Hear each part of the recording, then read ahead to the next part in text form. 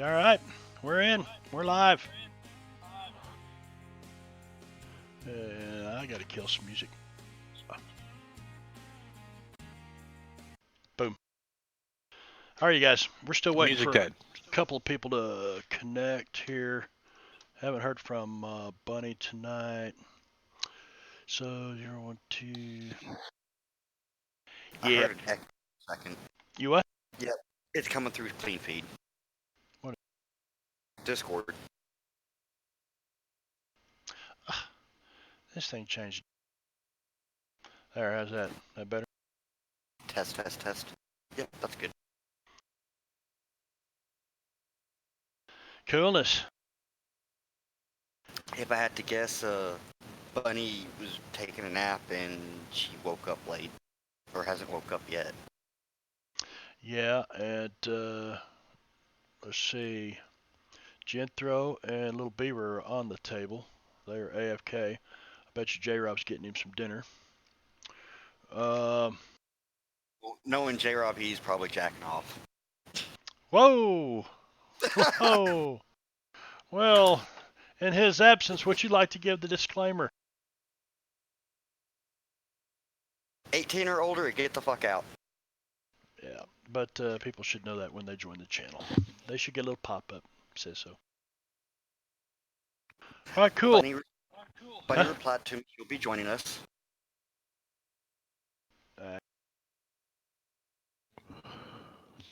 Very good.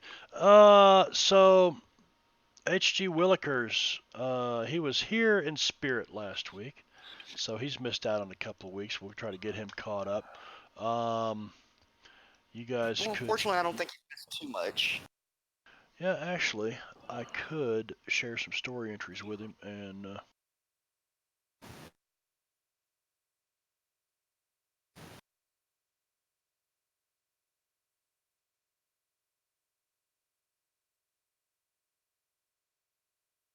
Tell me if you get that. I did. All right, and here's another one. That's basically the. Oh, that one's empty. What the hell? Oh, it's because that's the message of the day today. Yikes! I got caught up in something else. Hey. Okay. No camera today. Sorry, we got a lot of stuff going on in the background. I do have good news. I will be able to play this continuing. Yay! So your hours are going to coincide with. You would have had to quit your job, man. You know, if it messed with your gaming, right? Well, no. So ironically, so the job that I was getting was a part-time job to start with. So it was only going to, or not part-time, but a temporary job. So it was only going to last like 6 to 8 weeks. Hi, Bunny. But what basically ended up happening is I was getting that job, and they were like, "These are going to be your hours." I was like, "Oh well, I'm not going to be able to do shit." And then the government called and said, "You want to work for us?" And I said, "Sure." They said, "This is a temp job, and it's going to coincide exactly along the job that you already have." And I said, "Oh well." But they said, "You get to actually pick your hours." I said, "Oh well, I guess I'll do that one." Cool. Well, that's good news. Good news indeed. Yup.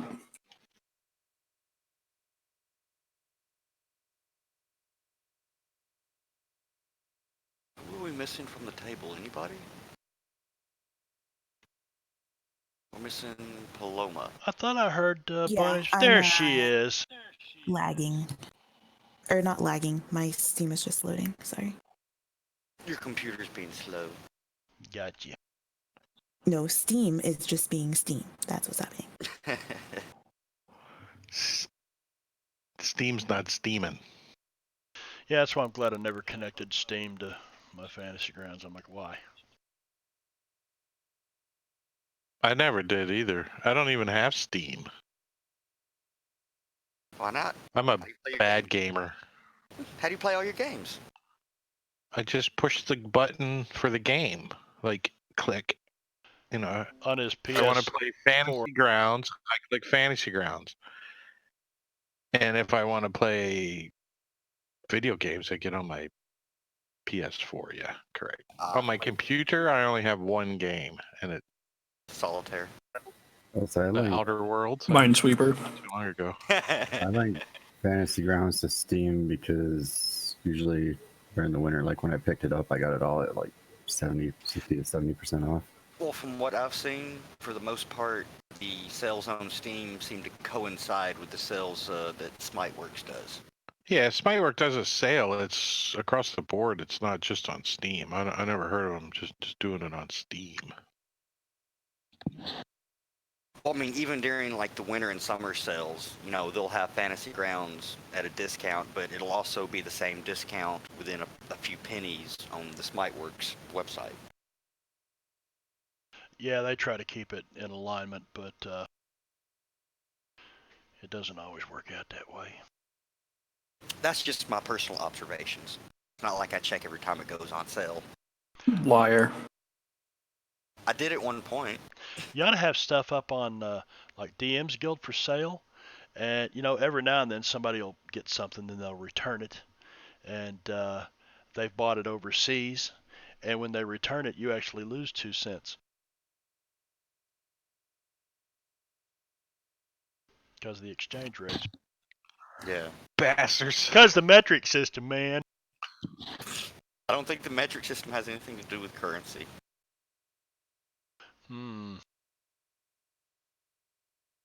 Well, then it's a good thing that I don't work for the Fed. I don't think I think there's other reasons that you wouldn't work for the man.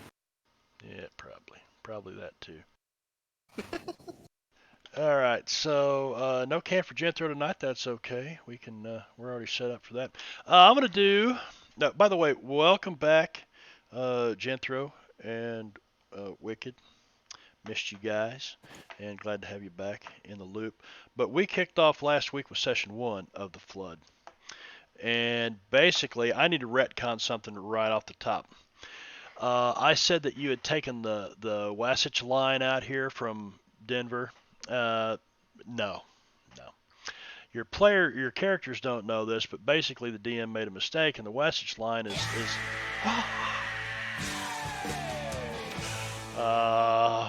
thank you, Veno. Perfect timing. I think he tinkled a little. I heard it come out. It's like Drip, drip, drip. Did you hear me? Like, what? Fuck. I swear, that's what I always say. I'm gonna fix that one of these days, and I never do. But that's all right. And then you never do. I never do. I'm always gonna I fix think you something leave one of it these to that days. effect. Yeah, I like it, and you guys seem to get a kick out of it. As long as it doesn't stop my ticker, I guess we're okay. Hey, a good scare every once in a while is actually good for the ticker. Is it really? Yes. So when people get scared to death, literally, that's a good thing, huh?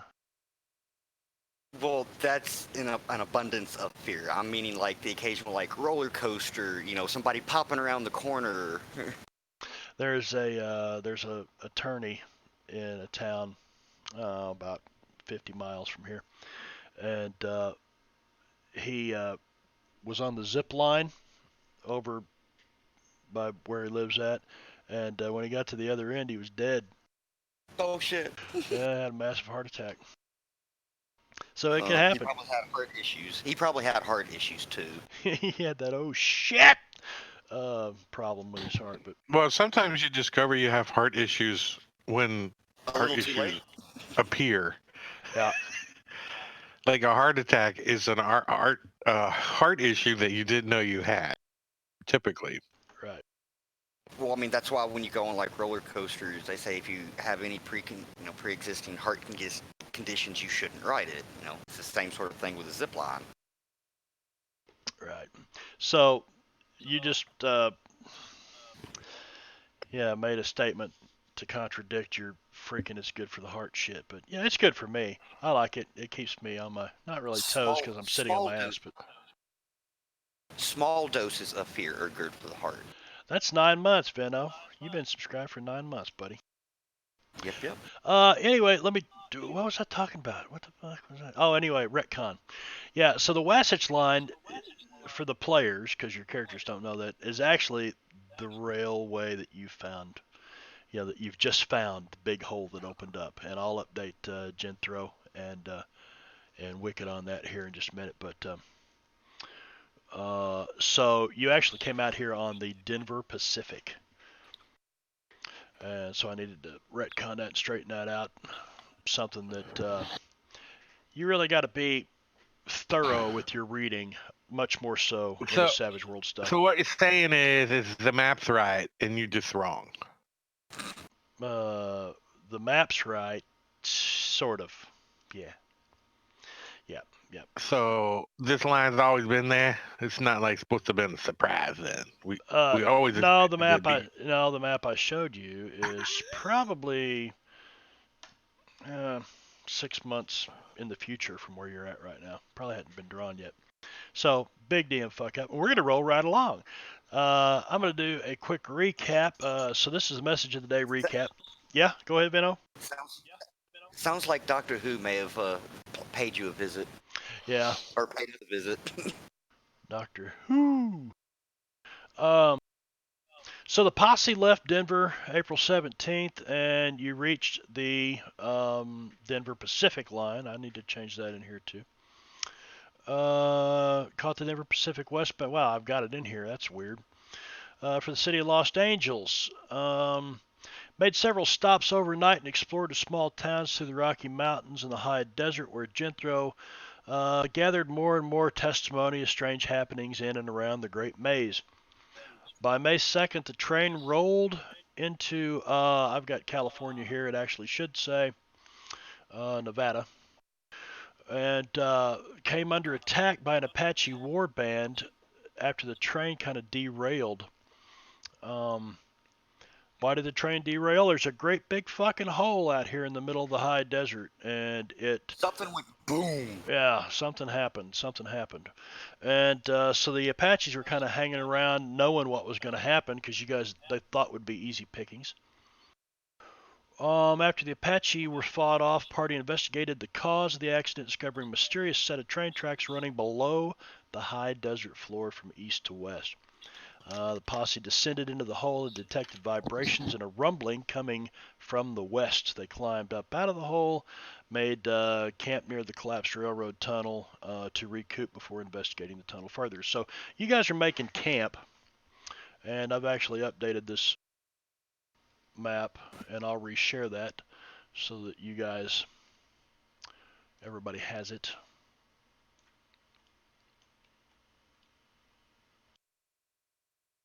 As the train continues to Yeah, I would smolder. say we're not fully setting up the wagons tonight. We would just make camp, Right. Not drag out everything. Right. This So, shit probably takes a half a day. So I will update those notes to correct my mistake early on. At some So point. is the Western Train Rails map no good? It's probably good for after this. I don't know. There's just a bunch of contradictions with some stuff. But yeah, at this point, that map's probably not even been drawn up by a surveyor. Well, Cartographer. Roughly, where did we go into the sinkhole? You are in southeast Nevada. So on the Denver Pacific line, which Mhm. is here. Yep. I mean, are we right there? I guess I better open that map up and see what you're looking at. Yep. That's where. Whoa. Thunderstorm coming in. We're supposed to get like 4 inches of rain, so. Yeah. And Alright, we're going to reset adventure card. And reset fate check.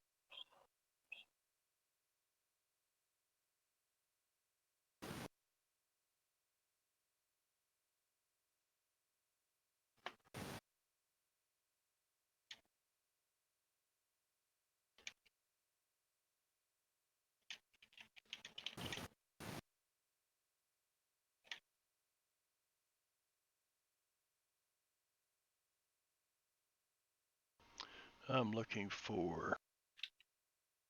Where's the damn adventure cards? Adventure deck there. Don't ask me. Ah, I got it. I got it. Holy shit! You hear that? Yeah, I heard that. Was that somebody dropping a can, or is that lightning? That's lightning. So, if I And go. if we lose Marbanya, Yep. we know why. Yep. And if we smell bacon, we know why too. Bacon. Marbanya's ears are burning. It is. It is. Let's see. How to use each card. Well, how do you award a random adventure card to somebody? That's a good question.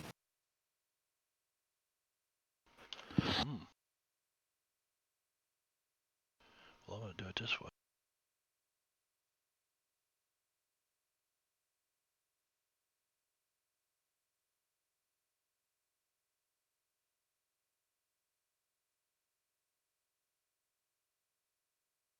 Is San Francisco really referred to as Shan Fan?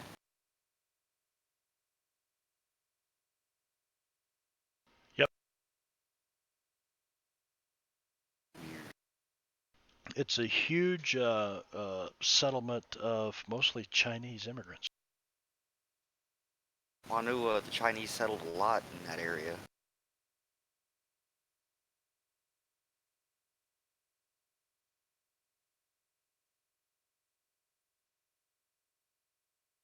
That's a lot of dice. What? Oh, that was Paloma. Not sure why she's doing it unskilled. Whatever. She aced it, whatever she was doing. I didn't mean to. I probably hit it when I was trying to pick up my phone real quick. Ah.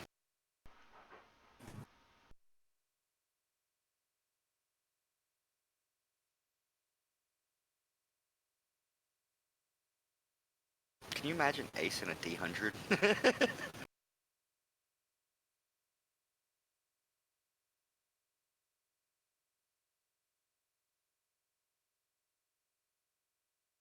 All right, so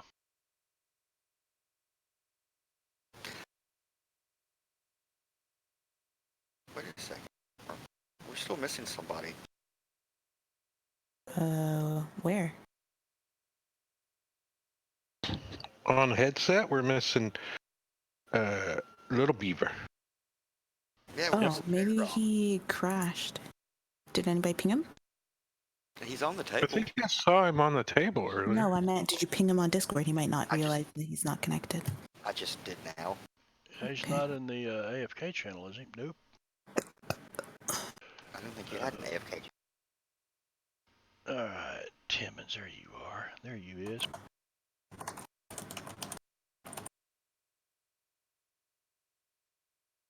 There. All right, extras were passed out. Put that map away, and here you guys are. Out here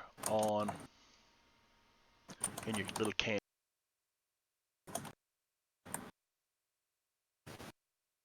But I really can't proceed without Little Beaver.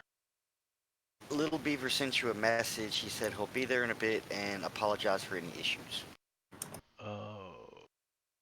You may not have noticed the PM if Yep. you were busy already. Yep. And Got it. whatnot. Got it. Okay. Cool. We'll move on.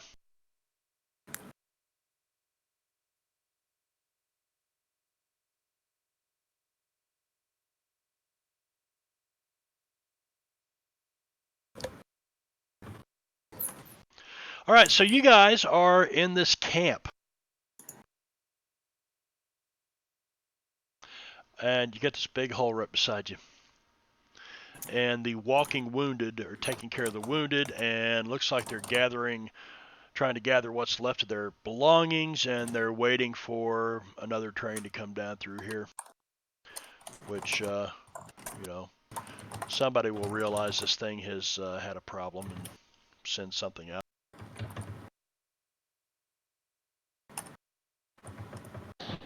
Do we see any official train people? Or did any of them survive? Yeah, one of the survivors is one of the conductors. Engineers are dead. Gosh. I would Tim imagine so. Tim shoots the conductor, and we steal the mail cart. No, I'm kidding. The What? mail cart's probably blown up. Why would we be stealing mail anyway? Because people send dollars to their families for Coupons. Coupons. Coupons. Why does the marshal never get chips dealt to him? That's crazy. I think it's something you have to do manually because I see Al having to do the same thing at the beginning of each game.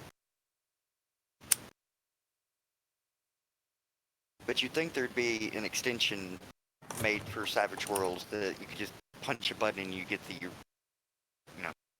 Hello, Svenster. Steal the female cart. What? The female cart? Yoinks! There it is. Are there girls there?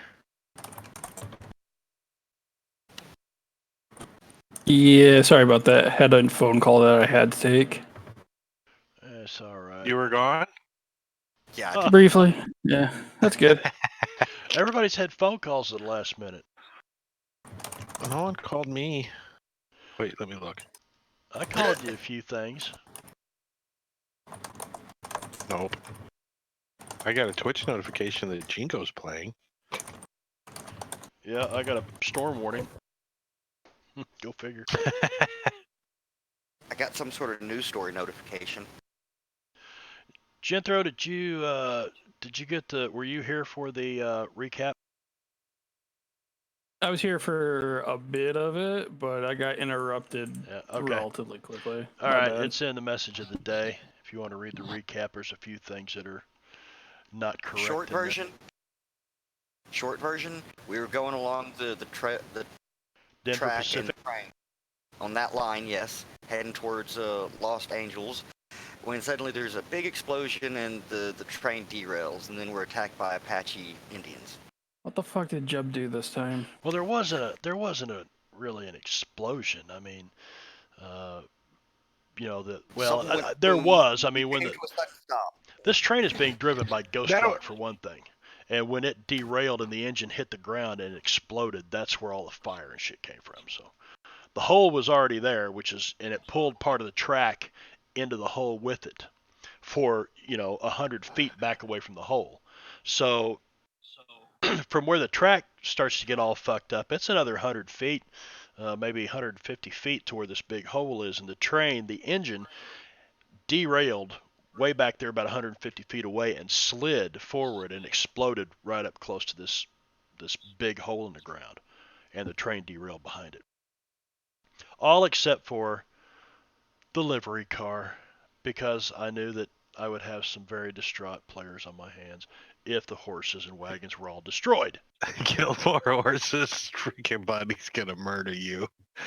Yeah, don't kill horses around Bunny. You're not killing Kermit again, damn it. Kermit. Your horse is Kermit the Vermin. Kermit the horse. It wasn't. Never mind. All right, so we are. Yeah, so that's where you guys are. What do you want to do? Is it evening? Have we already camped? Is it morning?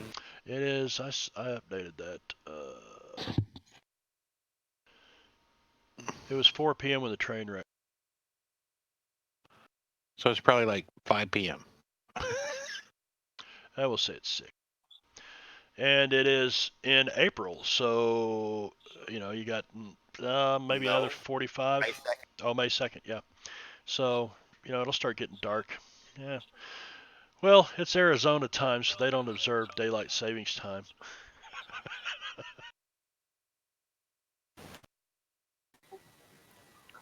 So I'll check out the Grokstraw car where it exploded. Make sure we're not in any more danger. Given you will The hole in the ground.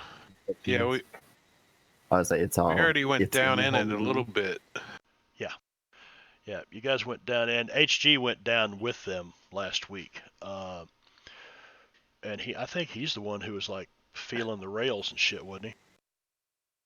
Yes. He's putting his E's on it. I've seen him putting his E's on it. Wait, so did the train go into the hole? No. Because I thought you said, Okay, so yeah, no, imagine that I'm, there's a yeah, big no, what I hole. was saying.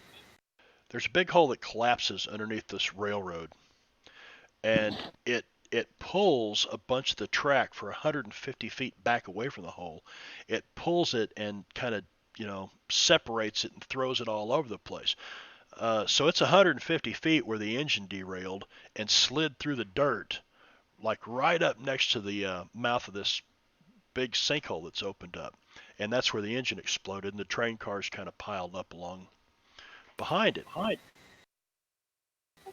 Yep, no, that's what I got. What I was saying was I was going to check out the engine car explosion, make sure we weren't in any further danger from that. Oh, it's blown that Like thing it all had, to hell. It's all over the the place. ghost rock's all gone and everything. It's not going to be. Yeah, there's smoldering chunks of ghost rock scattered for, you know, 500 feet all around you. You can see it just scattered all over the high desert floor out here, which is why these Would any cars of run. it be scavengeable then? Yeah, you could probably scavenge some if you wanted to handle it. Give me a knowledge roll. For ghost rock, how about weird science? Weird science, I'll let Seeing you. as it Yeah, powers many of my devices. All right. So yeah, you're very familiar with you're familiar enough with handling ghost rock and leaving the shit that's on fire alone because it's just gonna hurt you. But Fuck that noise. yeah, you can find some from the tender car that tipped over behind the train. Um, you would probably also like to scavenge. We need to come up with some system for you to be able to make things like widgets or gizmos or whatever you want to call it. Somebody really needs to spend some time with that. I think that'd be cool. Saying, well, a device like this takes 3 gizmos and 2 gadgets and widgets or whatever. It all used to be set up like that Yeah, that'd be cool. before it became part of Savage World. Savage Worlds. Like you had to have certain numbers of electronic parts and this parts, and you had to scavenge for it. Now it's more just kind of like using a power, just like, oh, I grab random shit around me. Yeah. Like when you did that whole digging thing, I was like, you know what? That just doesn't seem. Who's gonna do that? Is this a cartoon we're playing here or what? And but it could be. Could Yep. be. But that's like a whole side of my powers. Yeah, so that's why we're not going to mess with it. But just for the sake of role playing, there's plenty of shit you could salvage off this train. Fill your little salvage bags up. So anyway, you guys climbed down in the hole last week, HG, and you with your railroad experience and stuff, you find this set of railroad tracks that is running underground, and basically the tunnel that it was running through collapsed, which caused this big sinkhole.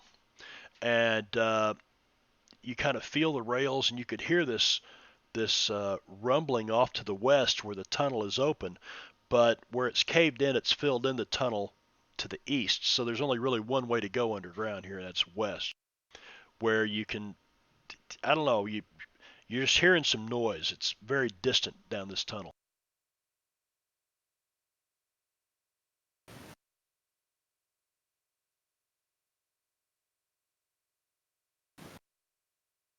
And then you guys climbed up out of there and decided you were going to make camp for the night. Hello, random person. So was I able to tell if the sinkhole was like a natural failing of the tunnel, or if it was like somebody setting off an explosion underground or something, like actively sabotaged? No, it looks like a failing. Doesn't look like there was any explosion here. You can see where the tunnel's been shored up in various places, and it's big. I mean, this tunnel is, there's places where it's 100 feet wide, and there are like switches and sets of tracks that go off to the side, like where you could pull a car over and maneuver cars around. And it happens to be in one of these great big wide open places where the tunnel collapsed. They should have shorted up better. It's actually sloped. You could take the wagons and horses and everything down in here.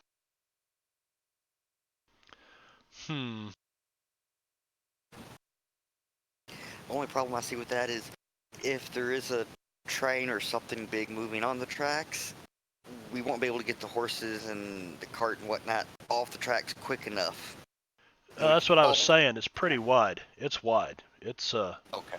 It's anywhere from 40 feet wide at a minimum, and the train tracks are only about 15 feet of that.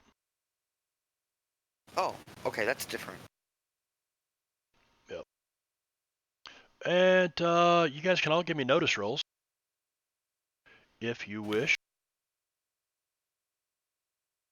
Oh, there it is.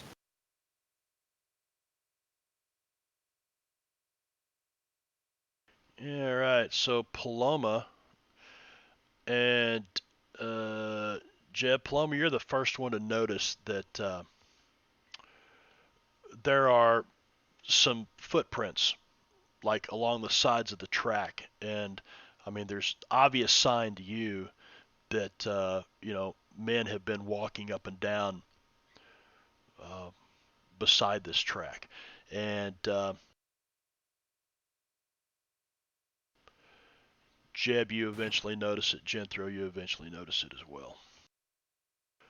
And then you guys, right about where the light ends, where you can no longer see anything further, you find like a broken shovel handle, or maybe a rake or a shovel handle or something laying here. And you continue to hear noises down the western tunnel.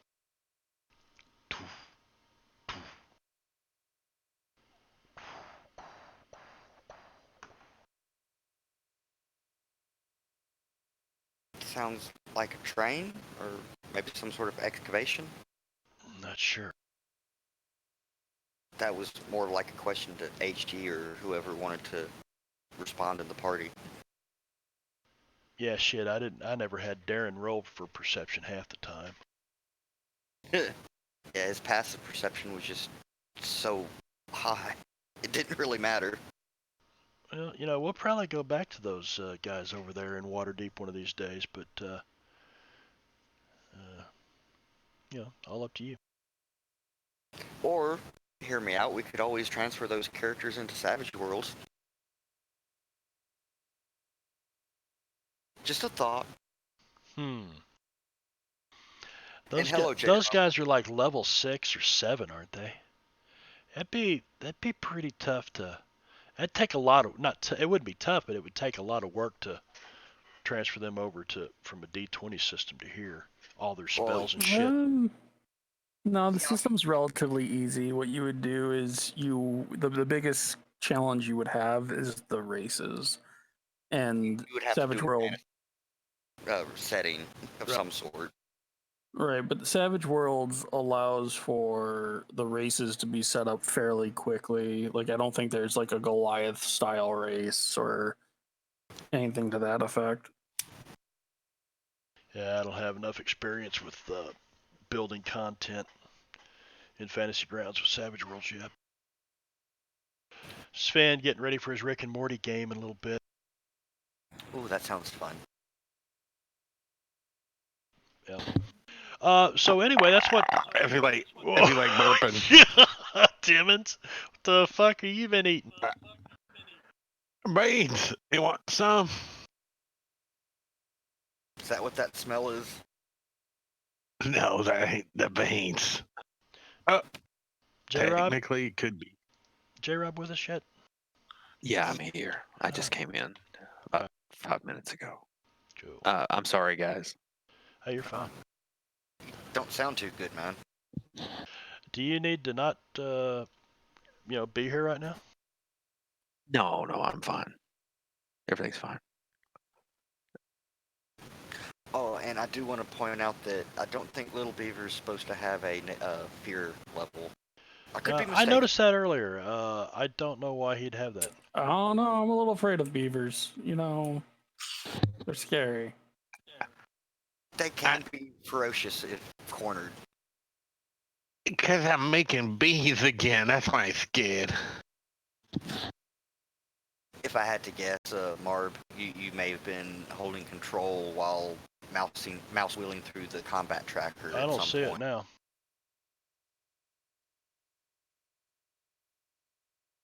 I don't know. We're on the train wreck map, correct? Yeah, well, actually, there's a big hole, kind of like, look at the south end of this map. It kind of looks like that. It's probably a little drastic, but It's a really cool map. yeah, right now, I guess you guys might all be down in that hole, kind of investigating it. Is the hole like a straight down hole, or is it No. like can we navigate? Yeah, no, No, you we could navigate down into it. It's He the thing- actually said we could bring the wagons down in there. it's fucking huge down there. It's anywhere from 50 to 100 feet wide, with a train track running right down through the middle of it. Well, Does it, damn. hey fellas, does it look like there've been trains in here? Like, is there smoke and dirt? Coal? What do these trains run off of these days? Ghost Rock, I believe. Rock, if you can. Steam, Do they generally. make... Do Ghost Rock make steam, or do they just make the trains go? It I burns don't know really how that- hot. It burns super hot, so a lot more steam. HG, So, give me a notice roll, HG. You can actually, back here where the tunnel starts getting dark, you get away from that air up above you, but you can still smell burning ghost rock. Yeah, I'd guess they're using Ghost Rock. Seems like some sort of smuggling tunnel. I mean, otherwise, why put it all under the ground out here like this already? Do we got a light source? Yeah, Jeb picked up a piece of the fire. well, Yes. we are pretty banged up a little bit. I think some of us were from Indians. Fighting Indians. Did somebody take some damage? There's no damage on any of us. I didn't see any. No wounds, no shaking. Nope. No, it was crashing in the train that you said we were. Yeah, you Oh, just bruised shook up. up, bruised up, shaken up a little bit, But no real damage yeah, or a wounds. couple hours later, compared to the dead bodies that were up closer to the front of the train, those people didn't survive in the first 3 or 4 cars. So this cave-in, did it cause any like train blockage? Is it a clean hole? I mean, didn't stuff fall inside this hole? All the way to the east tunnel leading out is blocked, so we have to go in the direction of the noise. Well, we were heading west anyway, So we're just kind of filled in the tunnel. but it seems to follow the surface tracks for the most part. So does that mean there's a 50-50 chance we get hit by a train? Only if you stand on the tracks. If they hit us, they're going to have a real bad day shortly after when they run into that wall of dirt. Like the one up there? He's got a point. But probably worse. Yeah, they're And just we're going to gonna have to be slam into a and we're wall. gonna be trapped in this tunnel if we go that way. Well, I mean, we go east and we come out of the tunnel up where the train wrecked. I said, don't sound like a train down there either. I'm It I'm sounded guessing like they're doing And it some sounds sort like of it's pretty excavation. dang far away, like morning time away. you It's suppose it's some sort of it's a illegal what? mining site.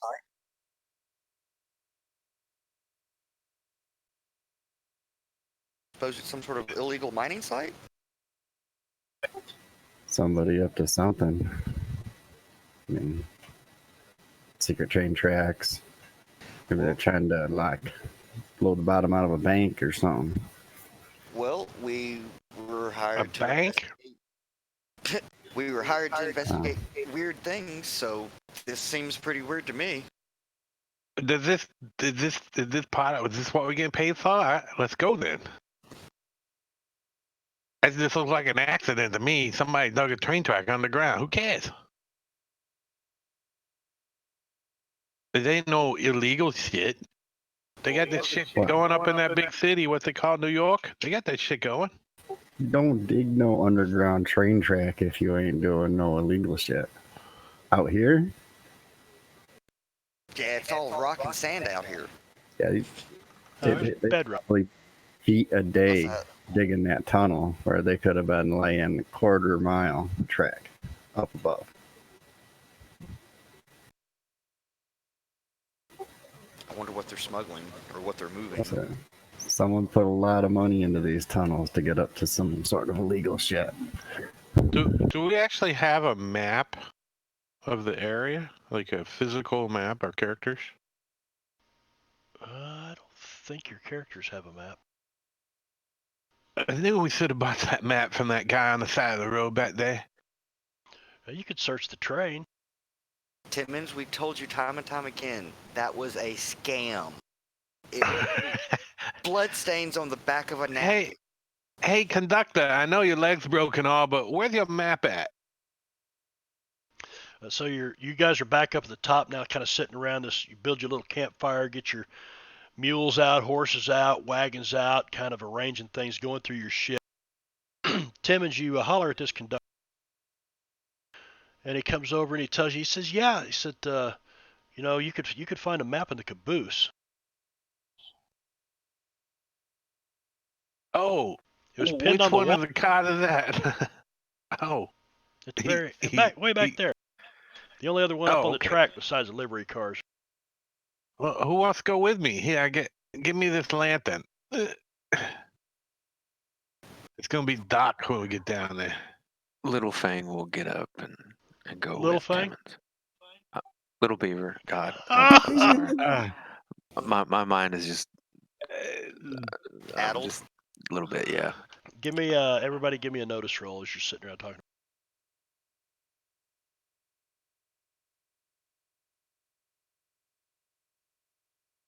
HG, Timmons, and Genthro, which let's see, Could be might Jeb, make sense. too. And Jeb, you guys see off this direction. There's a rise out there about 100 feet away, and you see some mounted Apache Braves on horses. One shows up, then there's 3, then there's 5, then there's 20, then there's about shit. 25. And you see about 25 Apache Braves, and they're all mounted. Let's see. Little Beaver and Paloma, who didn't roll. No, Little Beaver. Okay. I So rolled horribly. Notice roll.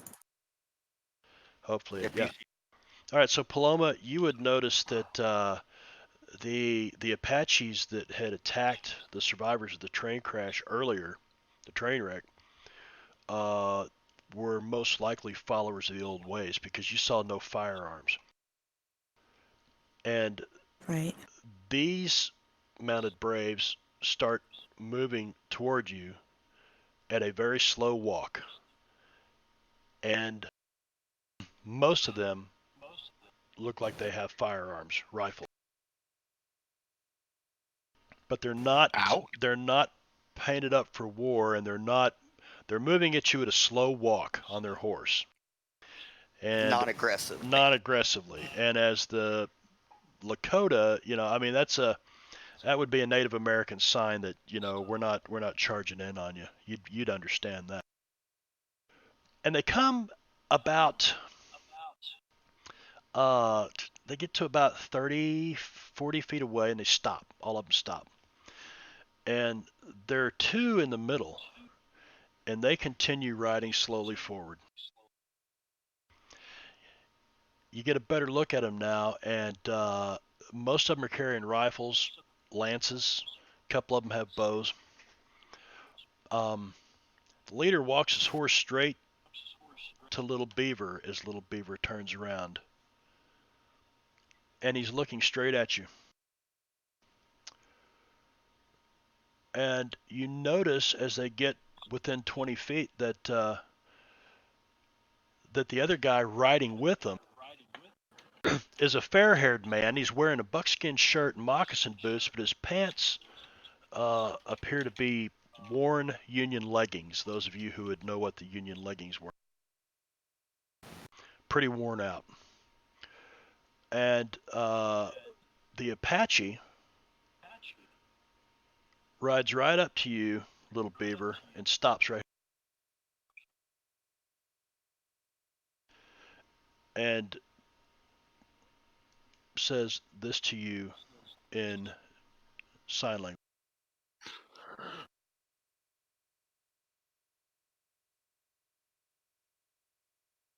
When the sun goes down, I'm gonna swim across the river.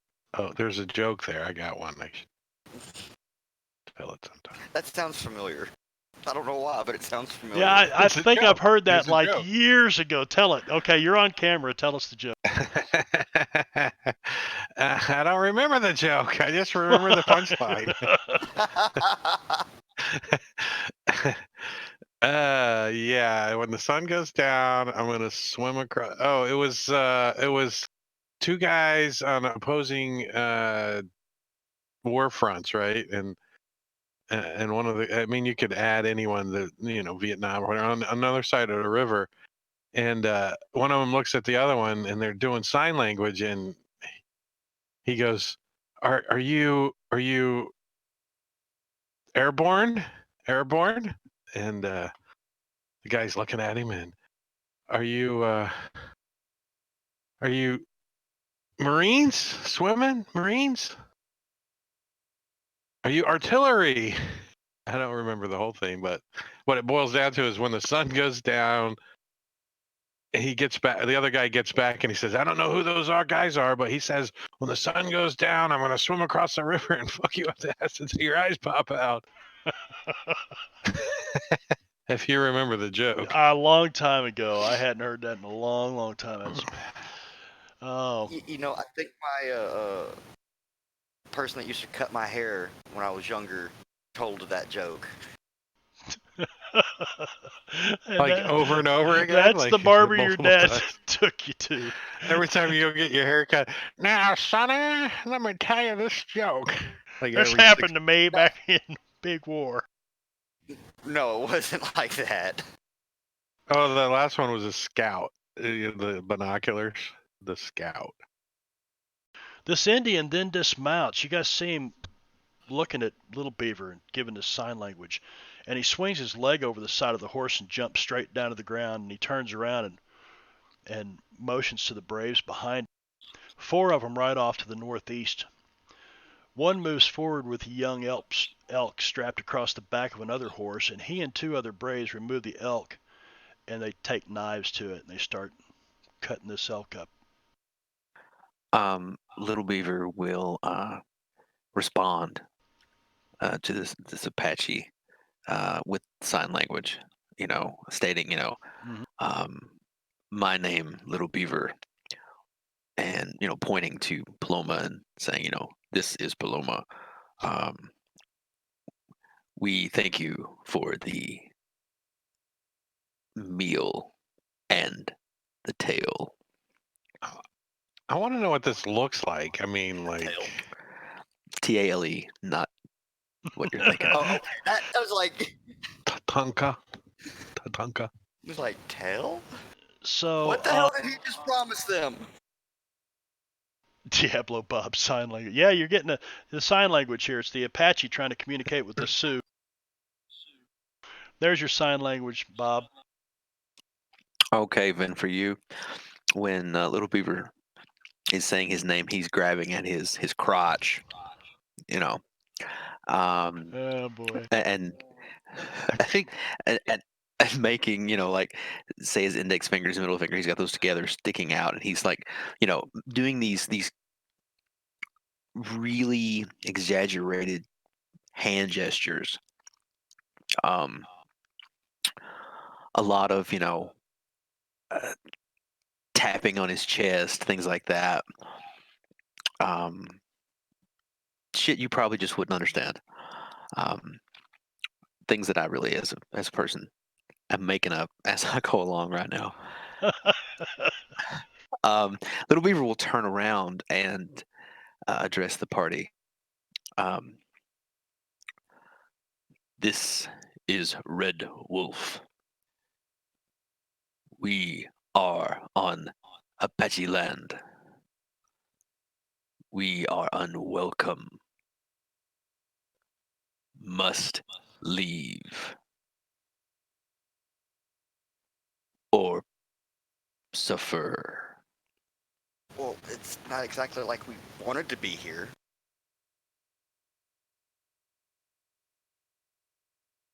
They can't see the train. He says from under the wagon. Tell them the twin class. That's why we here. We plan on See the moving train? along in the morning. Apache no care for Iron Horse. Yeah, neither do I personally. Yeah, so you guys are talking about this, and you notice that the whole time Red Wolf is looking straight at you, J. Rob. It's almost like he doesn't even see anybody else standing here with you. You're the only person he's looking at and talking to.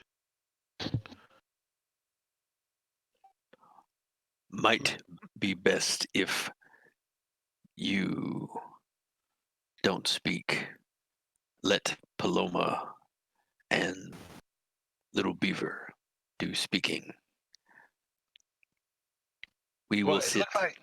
It looked like you guys are discussing horse cock sizes over there. We don't know what's going on. Little Beaver's hand immediately goes to his. Too much crawls under the wagon real quick again. That's okay. That's okay. I got it. He We crawls under there we will before you sit. even get your knife out. We will sit with them under stars and eat meal, have discussion. Then we leave. Could you at least see if they'd be okay if we could leave in the morning? Red Wolf moves to the fire, still ignoring everyone but Little Beaver.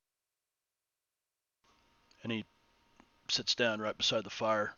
You see some of these other braves that are like carving up this elk bring over a couple of roasting spits and big meat haunches and put them over the fire and start cooking this thing.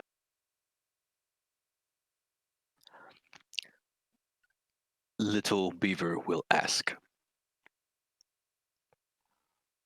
I like dog meat. What are you asking? um, Little Beaver will turn directly and address this Apache, and again do some sign language. He tells you in a very broken dialect of Sioux that he speaks your language in a limited capacity. Okay, all right. Then I will begin speaking in Sioux. Um, you know, um, saying something along the lines of, Little Beaver, thank you for hospitality. Would it be possible to leave in the morning when sunrise? And he looks at you and basically tells you he you can see him considering for a moment, and he nods his consent. And he said by the time the sun rises that you need to be putting dust behind you. During the course of the meal, some of the other braves may talk to you if you guys could speak their language. But they seem to be looking at the rest of you, but the whole time Red Wolf never looks at anybody uh, but Little Beaver. And though he speaks no English, he does have a limited Sioux vocabulary. He introduces the white man to you, J. Rob, who is shouts at the sun. And shouts at the sun just kind of grunts and goes. His name is Homer Simpson. He shouts at the sun.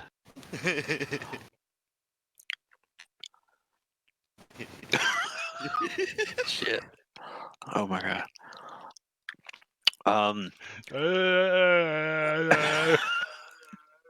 Are you doing this, mocking this guy? No. You Okay, start looking, and J. Rob, you would recognize this tactic all too familiar to. Basically, somebody has removed his tongue at some point, and he just goes back, shuts his mouth, and that's about it. He just kind of mumbles something completely incoherent in any language. And if you ask fair enough. Red Wolf, he tells you that he was found as a child wandering the desert, but no family was ever found. In other words, they couldn't find any trace of any other, adults. He was just a child wandering out in the desert, and he could not speak when we found him, nor did he ever speak.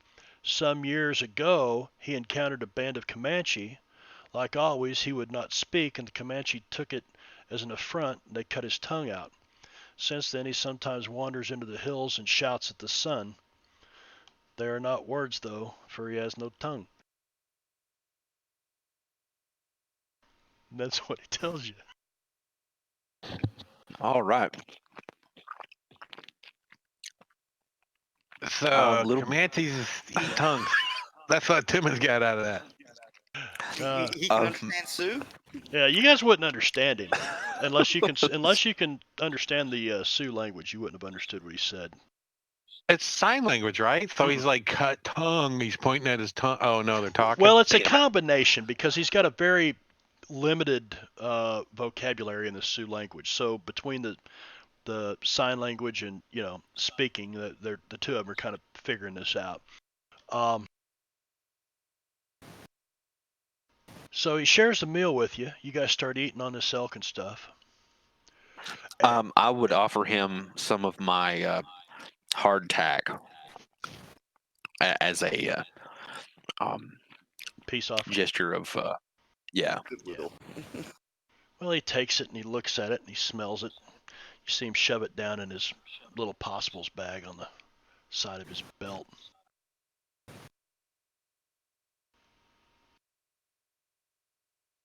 And then he basically His carry out.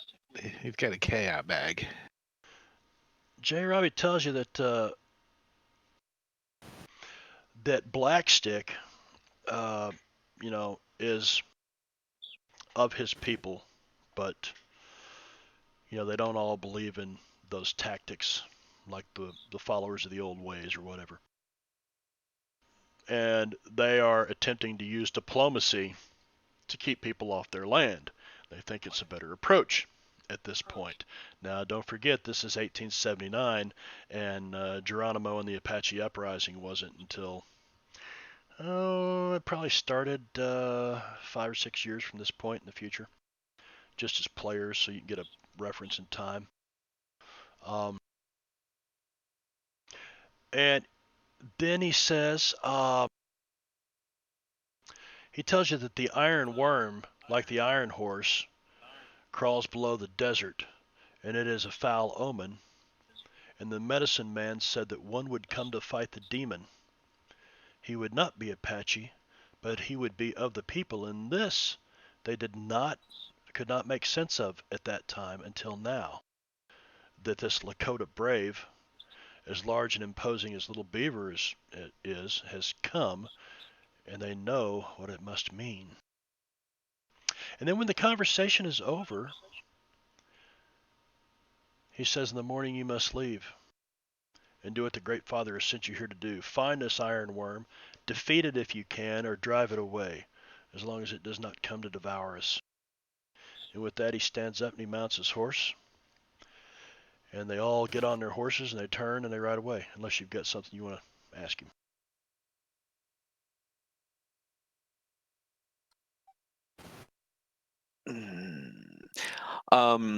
Little Beaver will ask, where can where can we find this iron worm you speak of? He points at the big hole. He says, surely the great hero is smarter than that.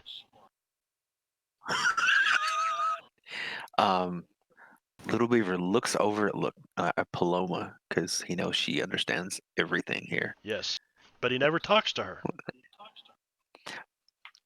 Yeah, but Little Beaver's like looking at her for some guidance here, being as she's, The brains of the the outfit. yeah, she's the brains. She has a D4 smarts. Piss off. But you're his spiritual leader, so that counts for something. Yeah, you're my Does it? you're my medicine No, woman. So we all on a about lot the of same page statements I then, could say intelligence about- wise. You're my priestess. I'm your priest, yeah. I don't know. Yeah, so when he says this to you, Little Beaver, surely the hero is not so dumb, and all the braves start laughing. You guys don't know what they're saying, but then all these 25, 24 other braves just all start laughing, including Shouts at the Sun. He goes,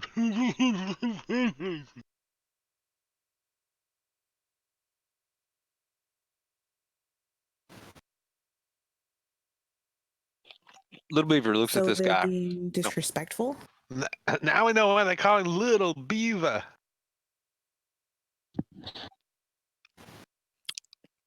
Little Beaver just grunts.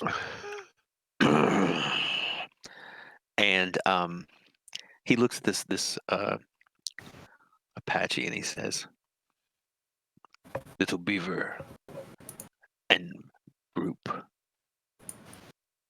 resolve issue. What you offer in return beyond safe passage. he looks back at you and he goes back to sign language. And basically, it means he offers you your life. And then he spins his horse around on a dime and kicks it in its flanks, and they all ride back up over the rise that they came over earlier. They left about a half an elk here.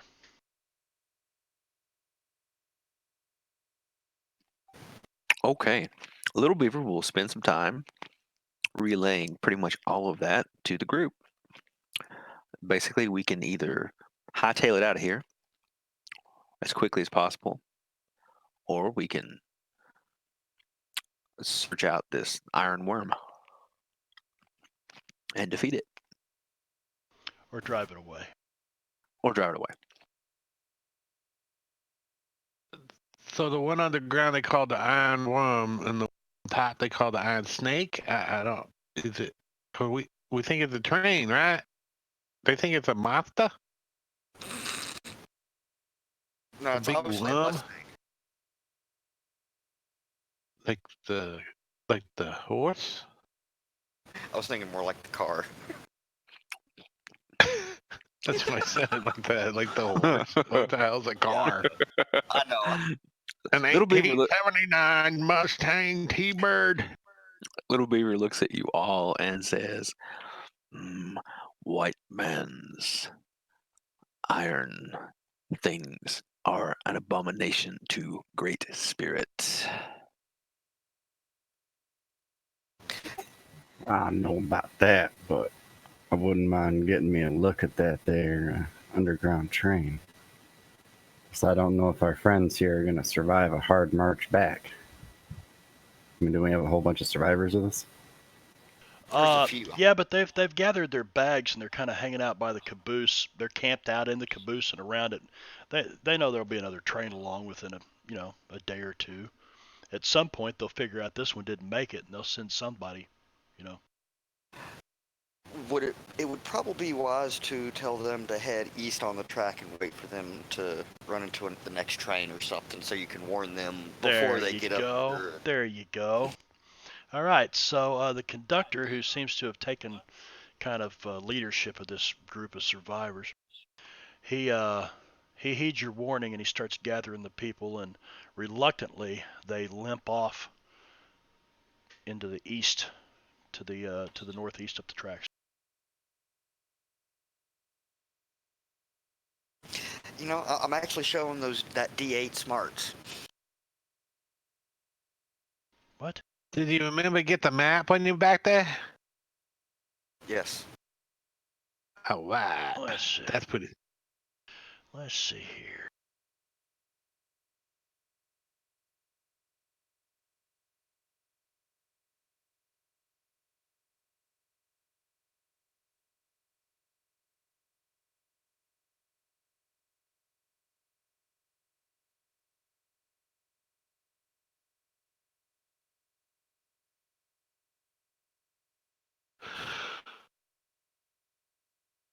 California, eh?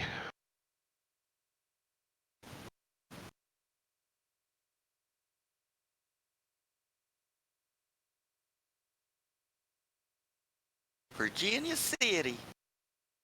And you guys are someplace. You're actually off of this map, but you're in kind of off the map a little ways. There. Thought we were on the Denver Pacific, You are. so we should be like closer to up Them- here. Yeah, I'm telling you, man. Their maps are not consistent from one to the other. But Oh. yeah. So I'll just pull this other one up again. The one we had earlier.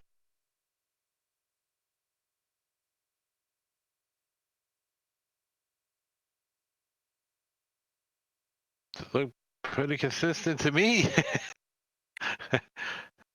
Yeah, Yep, because I guess it's right. So you guys are like right there.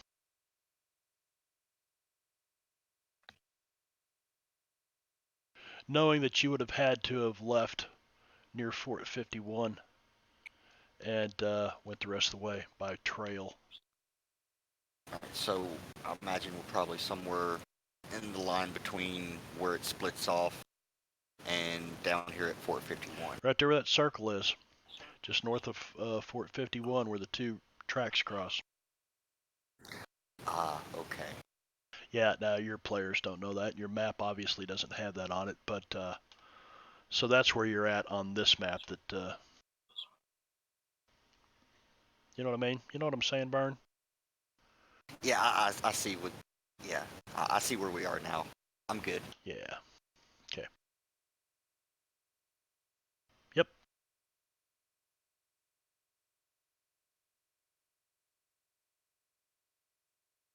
Yeah, I'm finding that some of the information that you come across later could have been used a lot earlier in these modules, but they're in this one anyway. That's okay. I'm enjoying it. So we rest and pack up before sunlight and go down into the hole with our wagons. Is that the plan, guys? Yeah, I think it might be best if we leave just a little bit before break of day. Just to That's give what I'm saying. We get yeah. a few hours rest, clean up, and get the civilians. We say civilians, but the survivors heading east, and then we loot the train, and then we go down inside. Cool. So what we're gonna do is take a. I don't know how to apply a rest, or if you. I don't think you do apply a rest in Savage Worlds. You guys don't really need it anyway, No. other than to get your, your points, Power points. points back. What we're gonna do is take a quick 10-minute break because from here,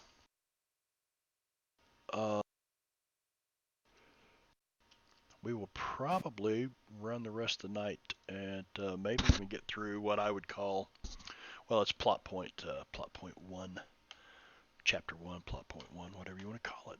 So let's Yeah, do that. point. Yeah, plot point 1. Let's take a 10-minute and we'll be right back.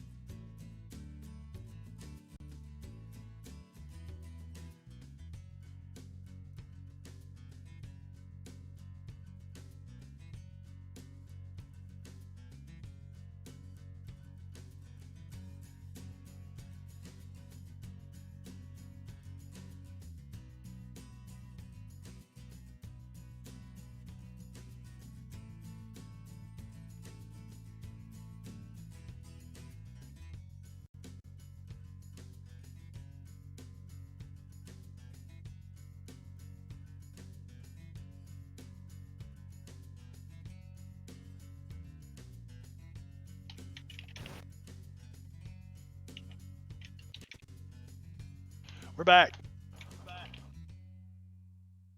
Some of us are. Hello. Hello, hello, hello. Hello. Hello, hello.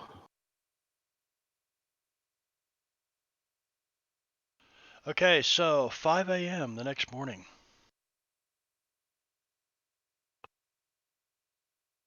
It's definitely too early in the morning to be moving all this heavy down into this cave.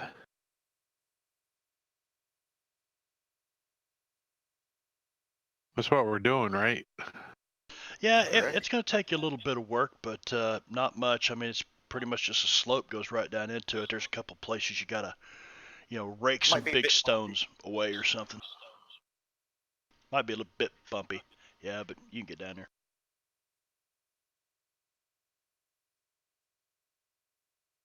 Yeah, mule. Yeah. So we head that way. I mean, it's not like you didn't lay out tracks for us, right? bump. Yeah, something like that. There's no train. There's no railroad in this game, and not at all. I told you guys. I warned you to begin with. The first, probably 2 or 3 sessions is going to be this way. I'm trying to get through it so I can cut you loose into the sandbox. Well, I mean, it is kind of railroady because, well, we're on a railroad. We're following tracks. I mean, how much more railroady can it get? But it's a good kind of railroady. So what's the Timmons is driving the wagon? What's I don't know. Can you be on top of the wagon? How tall is the ceiling up in this thing? Pretty tall, right? A train could fit in here. Oh yeah, I think it. it's probably 30 feet on average, 30 feet high. I mean, this thing's like massive, right? This is like a epic skill of shit in 1879 to Yep. do something like this, right? It's like Welcome back, Genthro. Yep, it's massive. this is pretty impressive down here. Do you think the Chinese dug all this? Nothing digging. I heard you could dig a hole to China, but damn, I don't think they meant that literally. they just dug one sideways. They meant to say Chinaman dug a hole sideways. Look at this. Are there like lights or anything in here? Nope. This is an adult stream. We say things in a tongue-in-cheek way. just saying. So please, anyone out there who's offended, we mean you no harm. Yeah. We love our audience, right? Yeah, we don't mean to offend you, Diablo Bob. If history offends you, we sorry.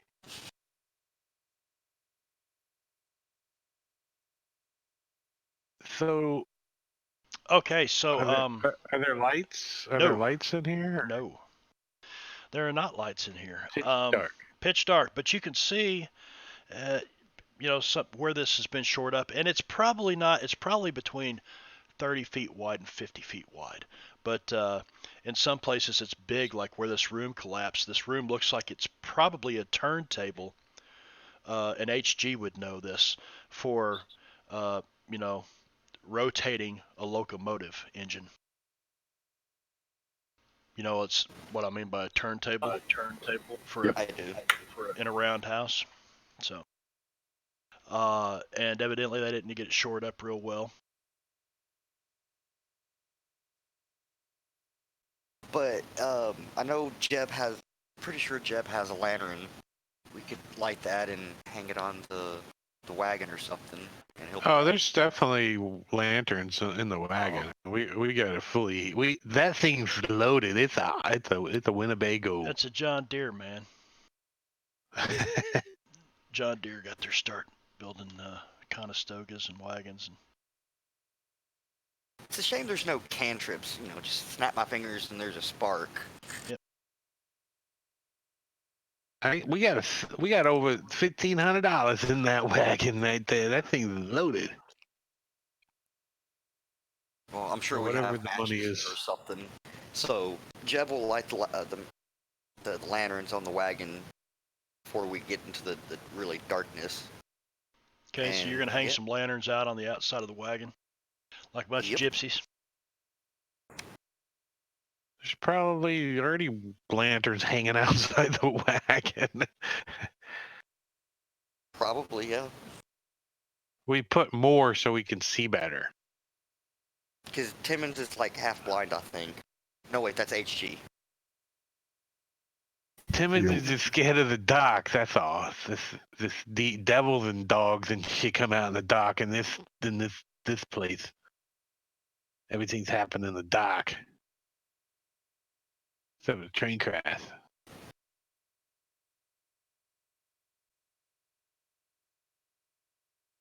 Sorry, I'm I'm looking curious. at some stuff here. Yep. I'm curious, how many of us are riding our own horse? Who's got horses? Oh yeah, that's a good question. Well, I would have wanted to, but I wasn't here last session, so I didn't know if I got a chance to repurchase a horse or whatnot. He had like a year. Yeah. Oh, then yeah. So yeah, I would have bought a brand new horse, even Where though were I you? probably lose them on the weekly basis. There was a place in town that rented horses. That guy's gonna lose his ass around there. He's just I mean, rent a horse. Take that out the you did insurance hear the plan. first thing that I said when the horses died, right? I lose more horses this way. Yeah, I remember that. Yeah. But if you remember right, all the horses were fine when we really came to. Oh, I thought they were all dead. I think one of them may have been dead, or two of them. But Kerman was all right, so that's fine. It was all a dream. Either way, yeah, I would have my own horse then. I'm still under the impression that Timmons here fed us some trippy mushrooms. This whole time, Little Beaver Fang, as he's now called, has been making his way to this hole in search of this iron worm slash. Ironworm So slash demon. Yes. So you're kind of scouting ahead a bit. While you guys are talking about horses and wagons and lanterns, Oh no, we're Little we said Beaver Fang is heading out. left. Real Little fast. Beaver Fang. No, I'm pretty sure we'd hang the lanterns and then just go down the tracks. So you get I down to figure the I should bottom. take the name. The name what? Yes. I should just take it because I keep saying it. So fuck it. But fuck it. Little Beaver Fang. Shut up, Vin. Do we just call you LBF? That'll work. What's up, LBF? Little bad motherfucker. Oh, maybe little bad fucker. Shit. Yeah. Sorry, guys. Yeah, little bad fucker. Except not you're with- what? 6 foot something tall? Aren't you pretty good Yeah. size? I'm little in the dark. Yeah. So you're kind of like the Little John sort of situation. Yeah, there you go.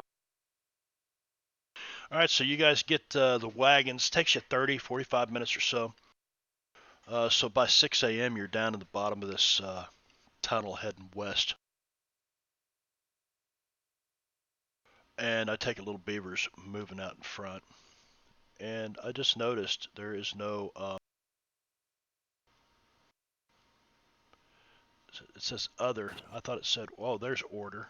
Okay, there is marching order. Oh. Do you need a notice roll when I'm out in front? No. You guys start moving to the west. And you continue on for, let me find my place in the... So you go on for about a half an hour.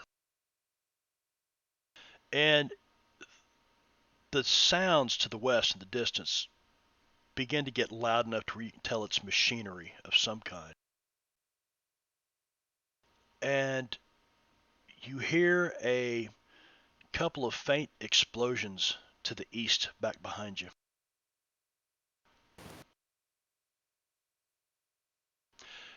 That's not good. You guys pause for a moment, you look around, Pretty soon there's like this dust cloud that comes out of the eastern tunnel, goes past you, and then it settles. Well, I don't think we're getting out the way we came in. Oh, looking like they blew that tunnel clear. Or it was structurally unsound and just collapsed further. Give me those rolls. I said he definitely used the word explosion. Oh yeah, you knew exactly what it was. Little Beaver noticed Jeb Hexman talked to HG, you're looking back up that way, and you can kind of smell the dynamite, in the air. At least it's not ghost rock. And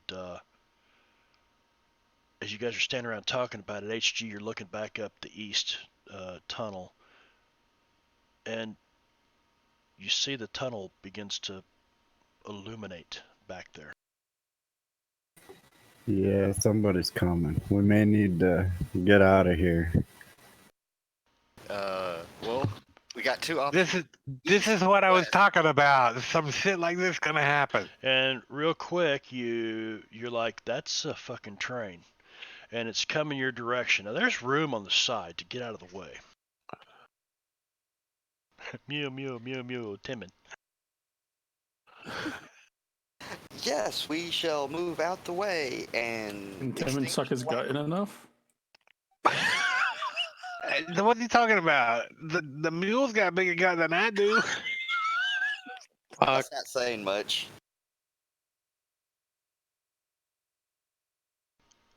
So, there is a. Yeah, so Tim is gonna get down and like, if this thing's coming by, he's gonna try to keep these mules calm. Okay. Lock them. So we're yeah. ducking off to the side here. The dust cloud and everything. I'm gonna busy myself, and I'm gonna use my card to cast illusion. And what illusion? I'm just gonna blend us into the cover ourselves and blend us into the wall. Well, good. Turning off the lanterns will probably help with that. Yes. All right. we definitely So, wanna do that. Jeb, HG tells you what he's gonna do, and you're like, oh, and you run over and you shut the lanterns off. Timmons gets off the mule or off the wagon and comes up, and you're standing amongst this team of 4 mules. And what, a riding skill? Give me a riding skill check, because I don't see anything else that. Well, I'm on horseback already. So No, I'm talking about Timmons. Oh. All right. So you guys tell us exactly what this looks like, HG. What are you doing here? I'm just gonna shear off a curve of the wall, and just kind of make it go around us, so that if we pull off to the side, like make it look like it's not quite as wide as it should be there, and just level it out in some distance. And the skill you're using on this is weird science. Is this a spell or? Yes, I don't have the spell, but I have the adventure card Arcane Spike, which allows me to cast any spell I would normally be able to cast. Okay, so you're going to use an adventure card. Very nicely done. So I don't know if there's anything you have to do other than delete it. So adventure spike. Yeah. Yep. So he tells you what he's going to do. He's like, I think I can do this. And you guys get all kind of set up. Timmons, you're able to hang on to these mules, and this train does come rolling by, probably about 20 miles an hour. And there looks like a resupply train. There's railroad ties. You see 3 or 4 people riding on a flatbed car. Just different stuff like that. Tools, and it goes rolling by at about 20, 25 miles an hour. And it rolls off to the west. Is the train kind of like, does it look like a big worm? It looks like a train, and yeah, it's like a regular train. Like we're all like unimpressed now. It's like goes by. We're expecting some dragon head thing gnawing at the ground. Well, I'm not sure that. At least Timmons was. Timmons is like got his mouth open. He's like, Did Little Beaver share that information with you guys? Little Beaver? Did you tell yeah. him? He said he told us all. Okay. Yeah. All right. I So mean, in a yeah, Little Beaver way, but it totally. What did we find again? It's a train. the- It's a fucking train going by on the track. It's, Right. You know. Timmons looks at it. It's just a fucking twain. Yeah. So Little Beaver, you're not so sure. It's not some big iron worm like you were told. Little Beaver's got his knife out as it goes by. It's like, He's actually got his he's pulled out his bow and arrow and he's like oh yeah. ready to fire. Sorry, I You gonna had to step away. you gonna shoot at the train as it rolls by, or you guys are hidden, by the way. And we would know this, correct? Well, I mean, Well, other than HG telling us. you see these guys riding on this flatbed car with all these railroad ties and iron rails and stuff, and they don't look at you. They just keep on going by as the train rolls by. I think it's a iron worm. Yeah, to you it might be an iron worm. Do you even see the train? I mean, are you confused? Are you? Jeb kind of looks at Little Beaver Fang and just holds one finger to his lips. So Jeb's telling you to be quiet. Oh, little Beaver Fang is. He's just quietly following, aiming as the train goes by at the head, at the front of this train. At the head So of this iron worm, and it gets That's right. rolls on into the distance in the west, and for the longest time you can see the light as it moves away. It's got the tunnel lit up to the west, and then it slowly starts to fade, but the noise, you can still hear the noise. But then HG, it's the unmistakable sound of the brakes on a train. So this thing's coming to a stop someplace up ahead.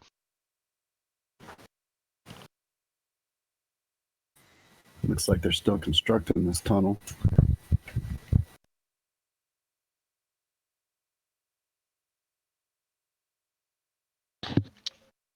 What? This ain't no worm. What the hell them damn Apaches talking about? Big worm. Maybe he's selling ice cream out of an ice cream truck. What is ice cream? Big worm. He wasn't selling ice cream. Nope. So as you guys are standing around talking about this, pretty soon you can, hear the unmistakable sound of probably the rails being thrown off the side of that flatbed car that just rolled through here. You hear ching, ching, ching, but it's way off in the distance. We keep going. What that noise? What iron worm doing? Making Hey. boobies. They're laying more tunnel.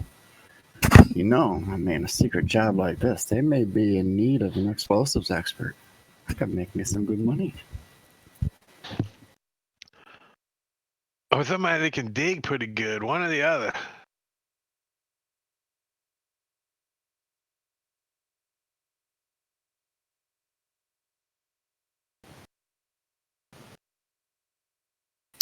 I ain't got to got bet. I think they got the whole dang country. What do you think, Paloma? Honestly, I don't think I'm going to learn medicine down here, so I don't necessarily have an opinion. Well, if somebody gets hit by a train, they're sure gonna need some medicine. Hey, it's Fuck. good practice. Fucking right. Oh, gosh darn it. We love you, Paloma. Yeah, I grew up in the town I grew up in. There was a guy that was a double amputee, worked for the railroad, and train ran over both of his legs, and he had these big rubber like rocker things on the bottom of his stumps, and he went around town, drove with a cane, so he could push the gas and the stuff. And I just thought about him about a week or two ago. Did he have a nickname like Kirby or? No, he's a pretty nice old guy. Everybody, nobody thought nothing of I it. just picture somebody like that, like Kirby. We might be losing Drake. So,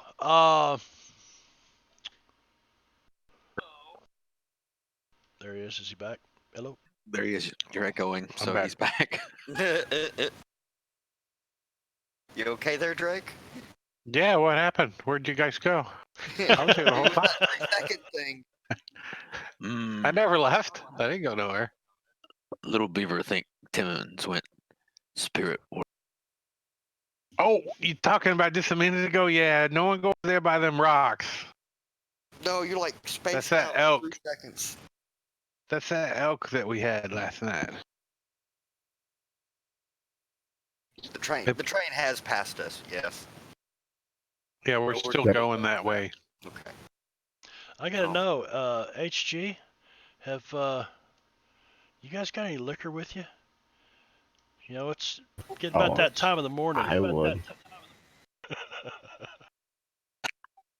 Oh Hey, my what do you mean? gosh. H.G. Williker's got his whole berth set up with a drum bar. of booze. He's like, He probably has a distiller. Loaded up somebody else's wagon. Yeah, he uses the distillery to both make his moonshine and all of his magics. we do have a little still as part of our wagon. Yeah, you guys ever Yeah. want to set up camp someplace for a while and do stuff like that? Just let me know. We'll just boom pop you down. But right now you can't, because as you're standing around talking about this, like, what the fuck are we gonna do? They're still building this tunnel, blah blah. You hear them offloading this shit, and then pretty soon you hear the steam release on this train, and HG, you hear it first. Unmistakable sound of trains coming back your direction. But we didn't hear any mechanisms to turn it around, did we? Nope. And That's suspicious. the light, starts to light up the tunnel to the west pretty soon, and then the train goes rolling backwards the other direction. They back up too? Yep. Well, they're Is that about to see normal? us in a minute, so we may need to decide what we want to do. I'd say, is the camouflage still up? Probably not. It's been probably 20 minutes or so. Yeah, it only lasts for a couple rounds. So you would notice though that the people who are riding on the flatbed car are not there.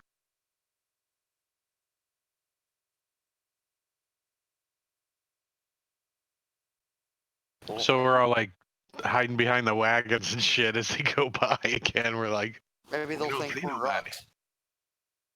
Maybe.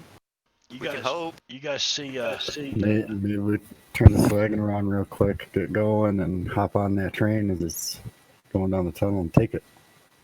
you do see the caboose in the back of this thing, and it was only 2 flatbed cars and a caboose behind the engine and the tender. And you do see at the back of the caboose, there's a guy with a big bullseye lantern. He's shining it back up your direction, probably like the conductor. And so he's kind of watching back behind the train as they're backing up, and they go by at about 15 miles an hour, a little bit slower than they were going forward. And he just kind of looks at you real strange. And as the train goes by, he turns around and he keeps looking at you. Then he turns back around and just starts looking up the tunnel to the east, and the train keeps on rolling. He doesn't hit the brake, or doesn't pull the brake cord.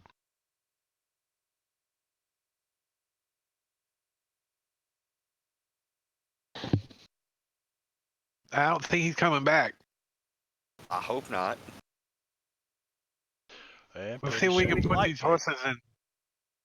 How far up the tracks do we think they were?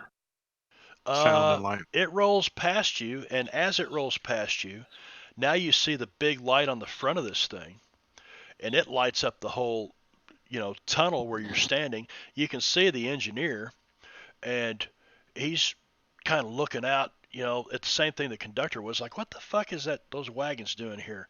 But he just keeps it in reverse, and pretty soon it disappears back up the eastern tunnel, and the light soon fades and the sound fades.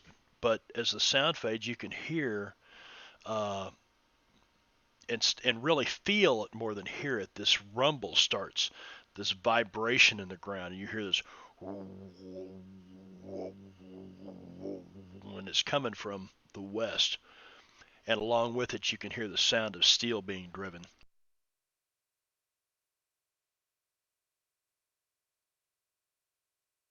Anybody Oh, we knows gotta that. go see this thing. Let's find a place to.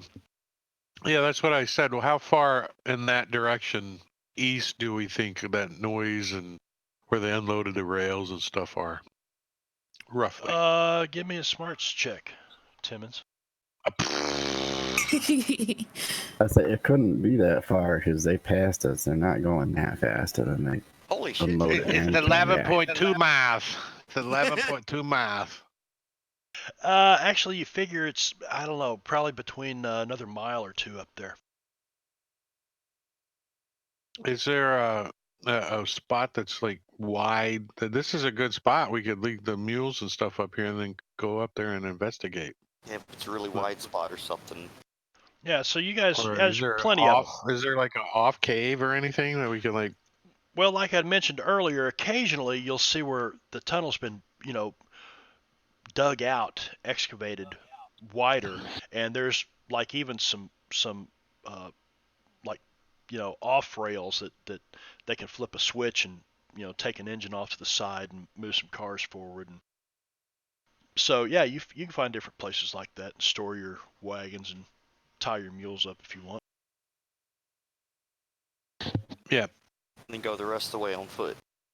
yeah, we can put the horses here and kind of give them some water and food in case we're gone a while, and then head that way.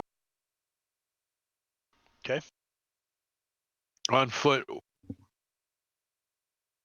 I guess we need some kind of light source, but minimal. Just take a lantern with you. I have a lantern. It's just a regular lantern. I'm guessing it'd be a 360-degree sort of lantern, as opposed to a bullseye. We should get us like a mining helmet, a little candle on it. There we go. Yeah, what were those magnesium lamps? I think those little miners. Those sound very dangerous. Yeah. Yeah, Timmons has there's actually a few lanterns on the wagon. So yeah, we'll get a lantern. Who's carrying it? Me? Jeb will carry it. Jeb. And who's up front? I drew the wagon on the party sheet. Yeah, I saw that. Mule, Timmons. Yeah. Oh, is that what you said? That's what you said. Mule. Everybody's out there. So whoever's got the lantern probably needs to be out front. Or at least close to out front. And in the party sheet, you're always moving up. So in this case, west is up. And you guys take off down this tunnel. And like I said, mile and a half, and the noise from construction and work, you can hear it, and this constant whoa, whoa, whoa thing getting louder and louder. And about the time it gets so loud that you're having to shout to hear each other,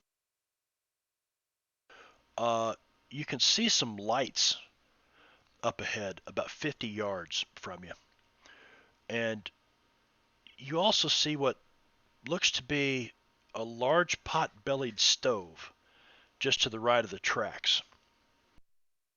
as your lantern light starts to get up on. But Jeb, the closer you get, you realize it has a Gatling gun firmly attached to its side. And on the other side, there's a claw-like pincer arm. And it's pointed back up the track toward you. That's not good. Is there somebody behind it? No? So you see Jeb stop. And, Oh no, he stopped. knowledge rolls, I think is what I need. Just common knowledge roll from anybody who wants to give one. Like just a normal, not Just- like a common knowledge. Yep, common knowledge roll. Where the hell is that at? Skills. I Hey! ain't never seen one of these things in my entire life. If you don't have it on your skills, it's just an unskilled check. No, everybody. Everybody's got common knowledge. Yeah. So, Yeah, everybody's. Little Beaver, Paloma. Well, the two Sioux. Didn't see that Jeb. coming. You guys. Jeb, you recognize this as it's probably. I don't know, man. You've seen some kind of sketches like this in the newspaper. Looks like an automaton, like an automatic gun of some kind.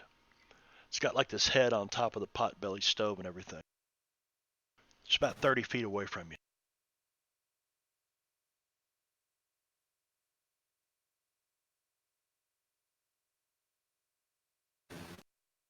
And it doesn't seem to be active.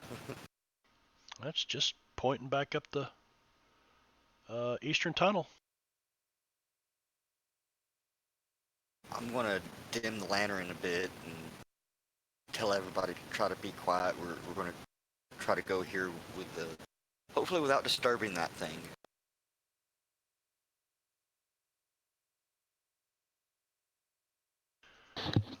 You get a little bit closer, and it kind of turns its head towards you, and this Gatling gun swings around, and then it just turns back the direction it was facing. Okay. Weird. How far are you from it?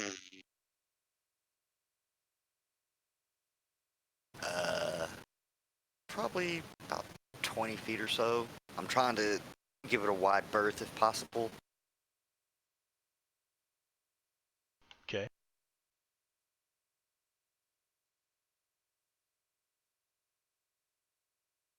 So you just walk past it?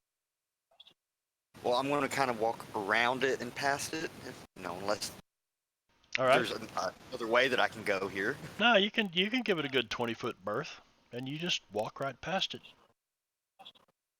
I guess you Is guys it follow lit? him. I mean, can the rest of us see it? Oh yeah, you guys can all see it. You see that Jeb gets a little closer to it, and all of a sudden the thing like its head swings and kind of pivots towards Jeb, and then the Gatling gun swings around and looks and points at him, and then the head and the Gatling gun swing back around and they point back off to the east. It doesn't do anything.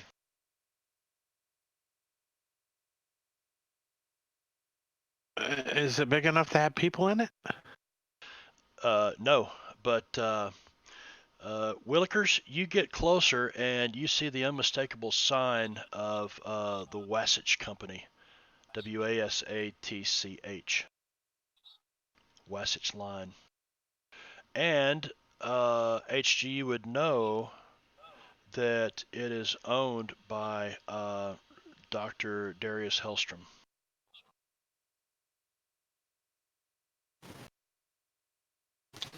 Would Jeb be familiar with this name, given his research into another particular railroad baron? Yeah, I don't know. I tell you what, I'll let you roll me a knowledge check at -4. Just common knowledge. Ouch. It's all right. You might hit it. Yeah, I Not likely, definitely but maybe. picked the wrong railroad to work for. These guys get all the best toys. You know what? That's close enough. I'll say that. Yeah, Jeb, you're like, you hear what HG just said? What'd you just say? HG? Oh, I was working for the wrong company. Need to sign on with these guys to get all the best toys. And as he That's says a that, toy? you walk up and you look at the side of this thing, and you're like, I recognize that Wasatch line, and you're like, and the name comes to you, Dr. Darius Hellstrom. And I'm not even going to have Jethro roll because he would have known that name. That would have been a name that frequents reports.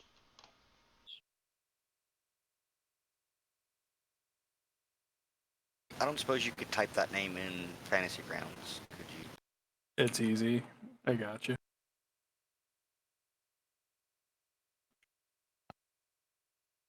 Thank you. For the You know, like- notes. Oh, he beat me to it. Damn. Dr. Darius Hellstrom. He's a DDH. He's like a dentist. He's a very important man. The ones who, Jethro, Jeb, and H.G. Willikers, Timmons Common Knowledge 2, no. You would also know that he basically is the ruling power in what you would know, what your players would know as Salt Lake City, but it's called the City of Gloom here, and it's on the side of the Great Salt Lake in the Utah territory, which is called Deseret.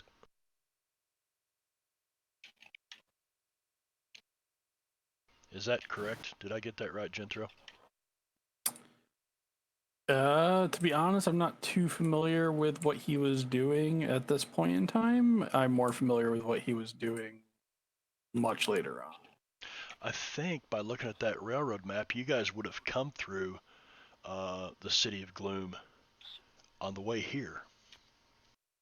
And what you would have seen is factories and smoke and the smell of ghost rock burning and things packed so tightly together that only at high noon does the sun hit the streets.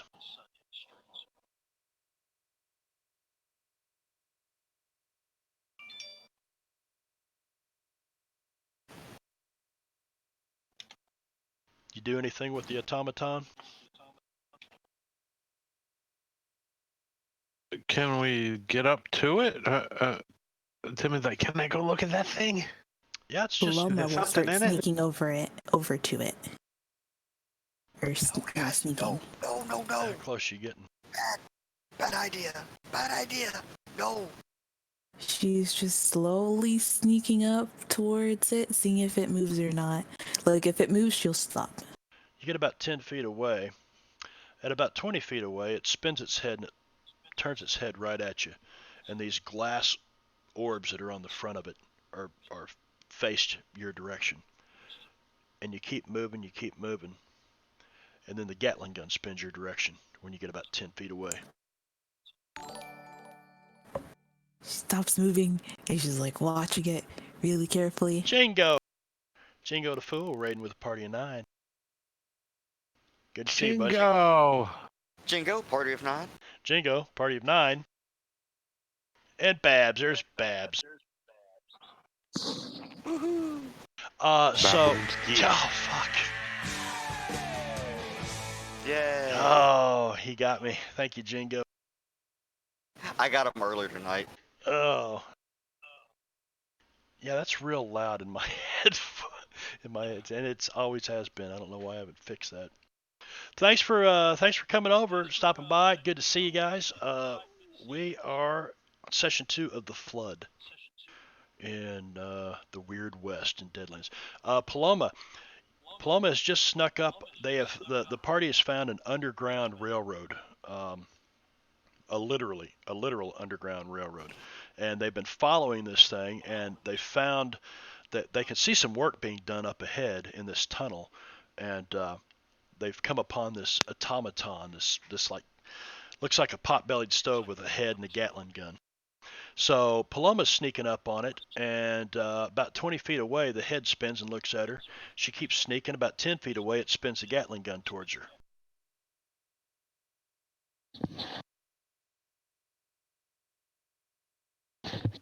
Nice knowing you, Paloma.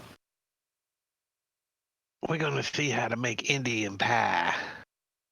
No. Indian Swiss cheese.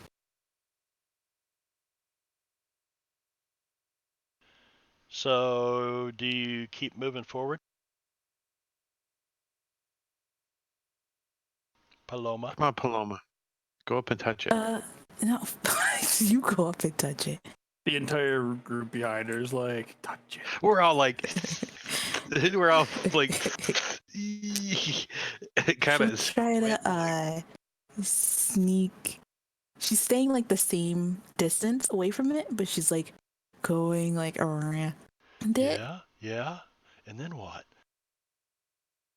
Don't bait me. Bait her more. So you stay about that distance, and you start creeping around behind it, and this thing just pivots the whole time, and the gun's pointed your direction.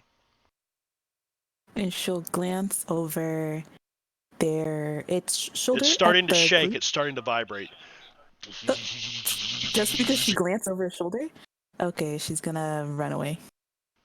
You run away, it stops vibrating. You see the rest of the party already running the other direction. Yeah. Like taking cover and shit. Pretty soon the head spins back around, looking down the eastern tunnel, and the gun spins back around as well. I told you not to do that, Paloma. How does it see? What is that? What is that thing? I saw it. Timmons doesn't understand. I saw it in a newspaper. It's a new mechanical device that's completely autonomous from human control. It's a twain, like a autonomous. It's a robot. Timmons might understand that better. It's robot, Timmons. Just like in the Tombstone Epitaph. It's in them funny books. Oh, a wobot. I got it. And they're nasty. They're hard to kill. And it's real. Yeah, I just saw sketches of it, just ideas of it in the paper. I didn't think anybody'd actually make it. Is this another dream? What the hell is going on here? So as you're looking at this thing, Genthro, ever studious, HG, railroad guy, you realize that the faint light you can see around this work camp up in front of you, it looks like there's another train sitting here. And you can see some people occasionally step off the back of this caboose, and looks to be like someone might be looking your direction, standing up on the caboose of this train. It's about 50 yards in front of you. But the light on the back of it's very dim.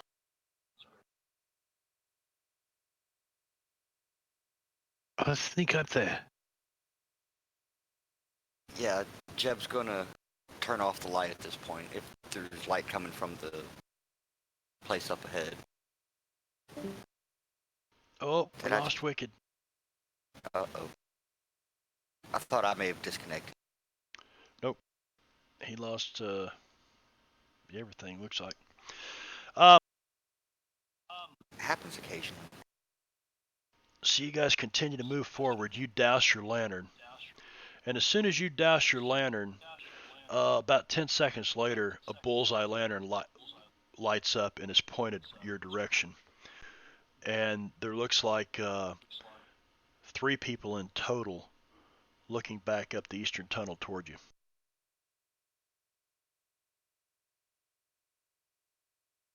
I guess they know we're here now. We just might as well walk on up there.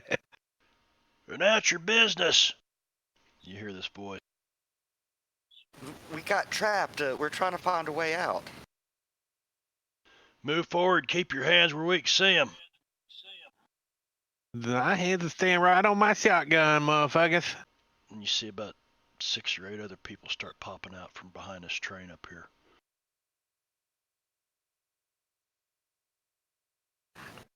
Is there any place for cover? There's big rocks and stuff around. I mean, there's a wagon.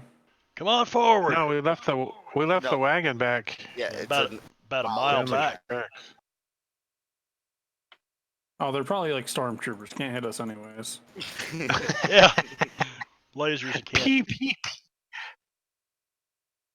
Well, Jeb, has his lantern in one hand, and he kind of has his hip over, or his hand, kind of near his hip, but not at his gun.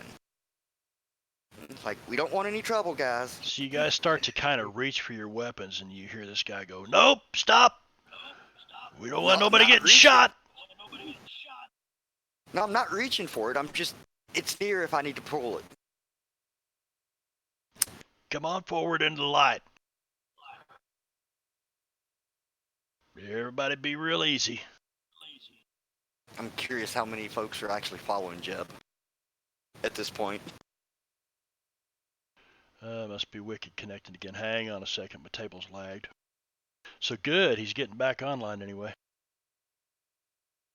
It may have just been a hiccup or something. Or it may have been his cat, Yeah, could have Yeah. been his cat. Well, he is kind of reaching that direction.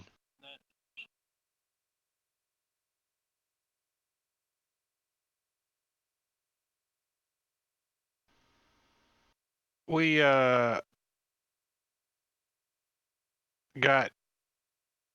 how much distance between us and them?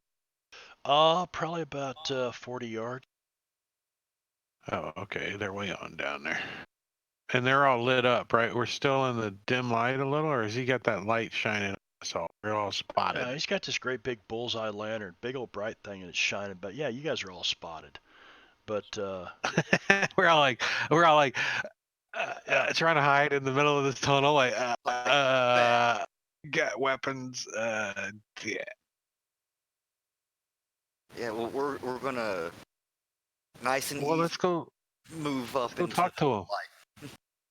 Yeah, We think they bad people. They just people under the ground. What the hell? They not. they're They might just not be bad workers. people. They're Yeah, just workers. they're just workers with a shotgun and is that a revolver? Is that a couple of rifles? They're just workers. you might just have scared him or something. We didn't mean to scare you guys, and we just didn't know who you were and didn't know if we could trust you. Come on up You where see- we can see you.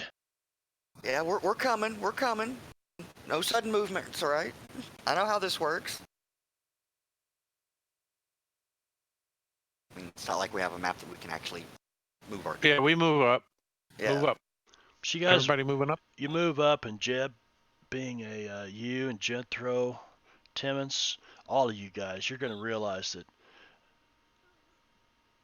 for one, there's still work going on the other side of this train. You can hear it back up this tunnel.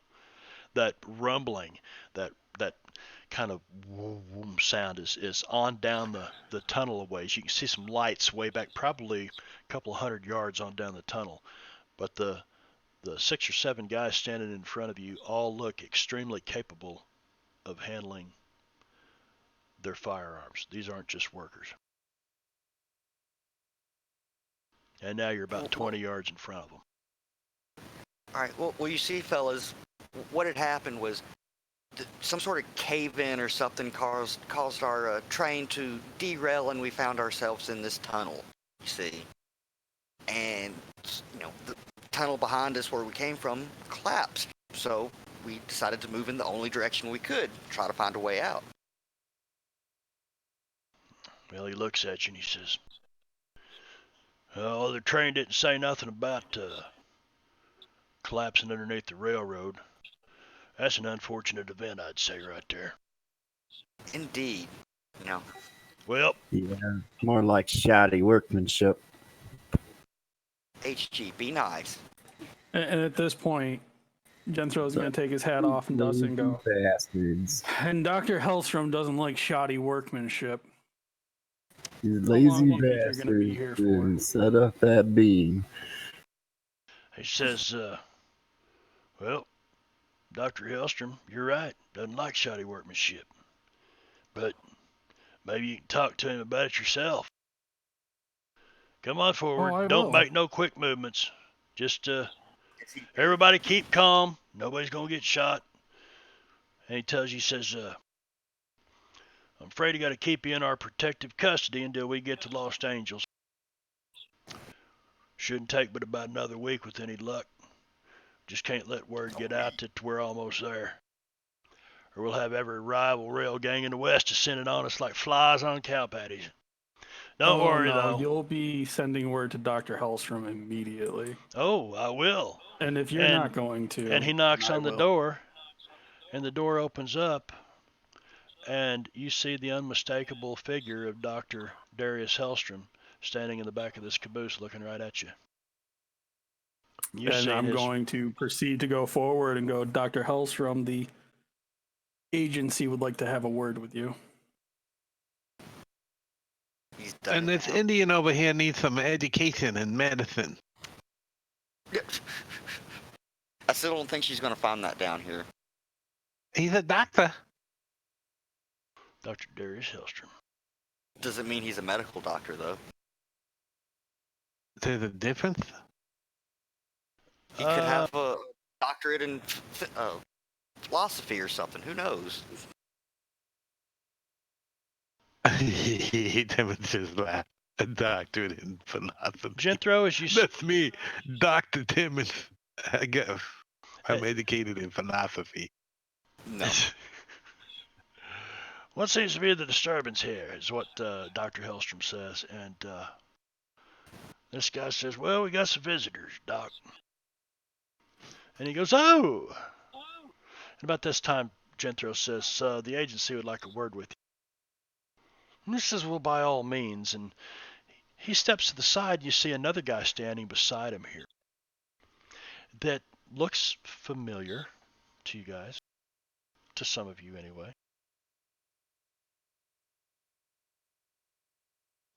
Blah, blah, blah, blah.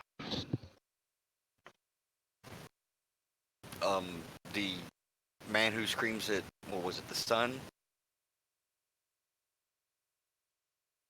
Homer? No, Yeah, that's what we're calling. I was looking over. Diablo Bob said, blah, there's some spammer popped in here wanting to sell. Want to become famous? And I thought it was somebody quoting Young Guns movie. But anyway, sorry. What were you saying, Ben? Oh, I was asking if the other guy was the one that howls at the sun, or Nope. who we named Nope. Homer. Okay. You've never seen any of these guys before. Do you walk up there? Probably not yes. far behind Jethro. Jethro walks up looking like he is supposed to be there and has authority. Okay. Yeah, the little white lie was just to kind of diffuse the situation a bit. As you get closer, the guy says, my name's Charlie. I'm Charlie Bill Buckner, the guy that's been talking to you. He says, I run the security for Dr. Hellstrom's crew here. Just like to remind you that everybody needs to stay civil. Just so you know, the automaton back down the tunnel didn't do a thing to us as we walked by it. Well, because you ain't a creature. Yeah, but if we can just walk down here, anybody can just walk down here. It's not there to security, that protect is. you from humans. It's to protect. We'll talk about this later. Most Kev. people out here wouldn't be. I mean, if they did walk down the tunnel, I mean, look at you guys. Do you really mean us any harm? I don't think so. But let's just keep it that way. We don't mean each other any harm. Don't worry, you're course not. safe. We can all be civil here. By the way, we got a couple celebrities with us. You've met Dr. Hellstrom there. Other guy standing beside him. You recognize him as Lacey O'Malley. Writes for the Tombstone Epitaph. It's the man himself. You know, he writes all them weird tales. He's probably the one that I saw The robot guy. sketch from. The one that you what, Vin? Saw the one that I saw the automaton sketch from. The automaton, the robot. Yeah, I mean, you know, you can see something like that in Smith and Robards catalog. I don't read so good. You can't order them yet, but it's the future. It's the future coming soon. Dr. Darius Hellstrom, automatons. Yeah, well, apparently, the good doctor here has prototype rights to him. So you guys walk up here, and Darius Hellstrom walks into this, I mean, really, really nice caboose. I mean, this thing's the size of a state car.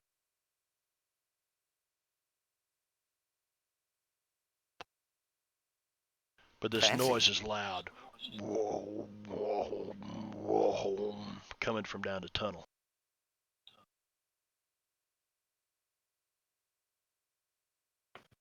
Feel free to take the reins, Jethro. Dr. Hellstrom, I assume that you know of whom I talk about.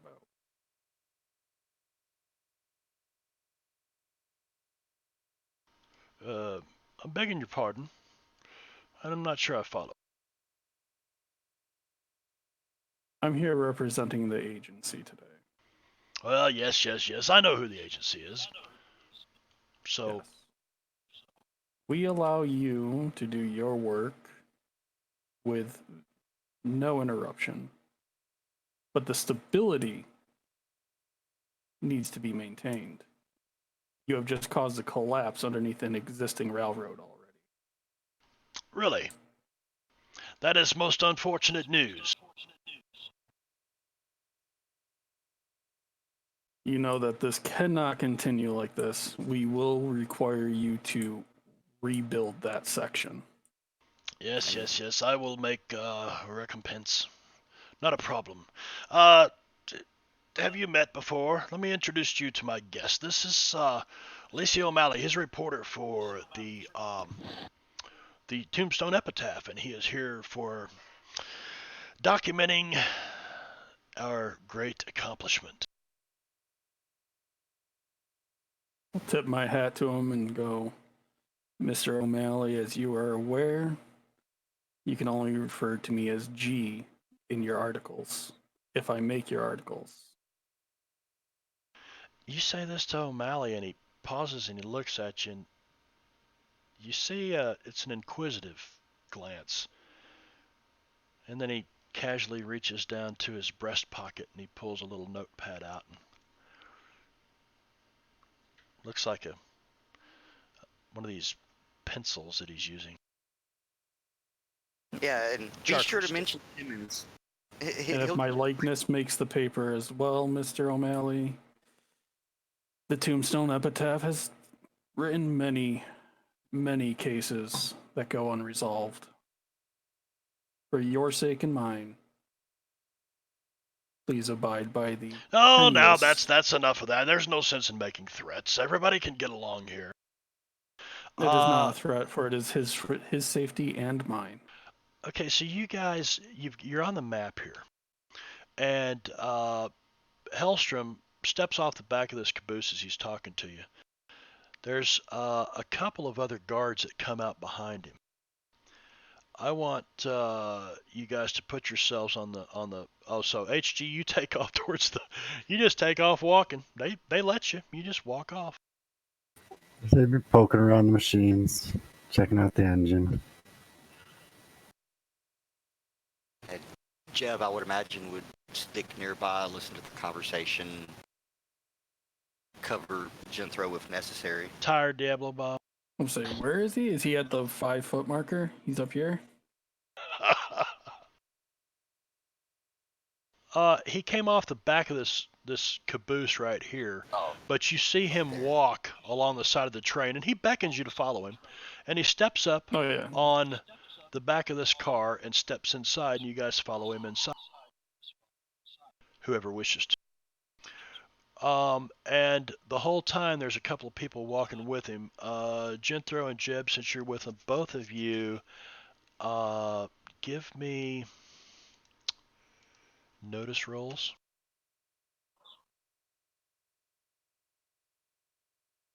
Damn. Yeah, both of you are like Jethro, you kind of look at Jeb, and you notice that these guards are, I mean, they're soused. They're drunkard and shit. At least they smell that way. Both of them are smoking cigars. But Jeb, Do they look like they're drunk? You know, swaying, nope, slurring. nope, they smell like they have fallen under the whiskey barrel. Quite literally. Quite literally. But they're not swaying. They seem to be, pretty steady. But and that strikes you as incredibly odd, Jeb. Indeed. But what's even more odd, and you must be standing closer to him because you detect a stench, a slight stench. Does it smell like the stench of decay or death? For just a second, it comes to your nose, smell. And one of them takes up a position here, and the other one takes up a position on the far end of the car. And Hellstrom beckons you to this card table here in the middle, and he's got some brandy if you guys would like a splash of brandy. It's a little early in the day, No. but I'll Not be well. taking a seat to the card table and go, so Dr. Hellstrom, how well do you know your guards? they've been with me a long time. Longer than most, per se? Yes, they do. Yes, they have. Yes, they have. And Now, do they happen to have their condition under control? oh, studious one, are you? Yes, don't worry about them. One of them is a, where are my...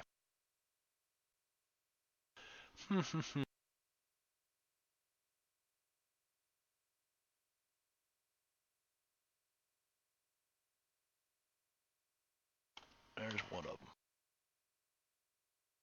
Oh, the face can't even hide it. Well, big hat, shadows, they've kind of kept their face hidden. But no. Well, I mean, we did both ace or get a raise on our You notice did. rolls. I mean, and that's why I'm just kind of painting it out here, telling you straight up what's going on. Because you did very well on your notice rolls.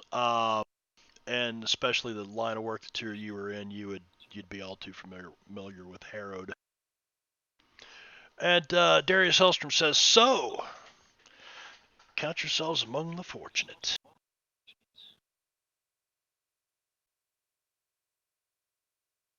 So let me read you what this has here because the encounter played out a little bit different so far. So you see Lacey O'Malley. He wears his trademark white suit and hat, though even from here and by the flickering candles, you can tell it's seen better days. His smile, he smiles amiably and tips his head. Other figure sits back, puffs on his pipe, and he leans forward and he says, "Yes, you are here to witness a monumental event, and that's why our good friend Mr. O'Malley is here as well."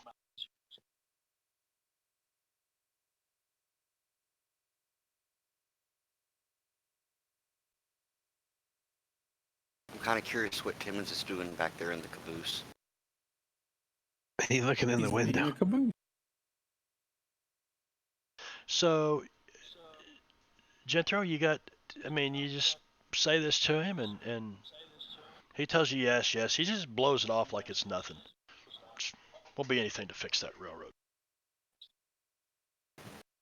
Unfortunately, though, you're going to have to stay with us. I can't let word get out that we're about to win the Great Rail Wars.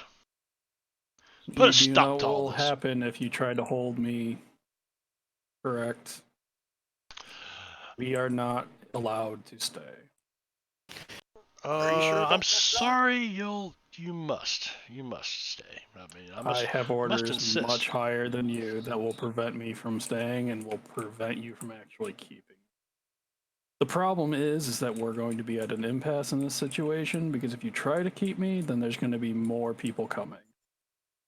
And they're going to come much, much greater number than what I am. Would you please just humor me for a moment? I assure you, I don't wish to hold you against your will, but I cannot possibly let word of this get out. We expect to punch through any day now. You guys are going to see a moment in history that will never be forgotten when we connect the East with the West. Well, so tell me, Doc. You know, I hear your rival Roy Hobbs' railway is doing quite well. What makes you think? What gives you the confidence to say that you're going to win? Well, perhaps you've heard Wasatch dropped out of the so-called rail wars. I believe Mr. O'Malley here reported as much last year. The truth is, we've been working on a revolutionary way to avoid these treacherous mountains. And after your experience with those buffoons at Smith and Robards, I assume you can see why. I don't even know why that's written in here. Doesn't make any sense. Ahead of us, beneath approximately half a mile of earth and stone, is a new machine of such staggering complexity that I alone can service it. That's why I'm here. By my estimations, we should be emerging in California in a few days' time. From there, we will link with my existing line and roll into the city of Los Angeles by high noon in 2 days. There, we will confront the Reverend Grimm with the inevitable approach of progress and end these damnable and expensive rail wars forever. You will accompany us on this historic occasion and witness an epic moment in history as our guests. I can only be your guest if you can actually provide a telegraph I can that will do allow me to so. report. Roma is going to whisper to Little Beaver. Does this mean we are going to have to write it?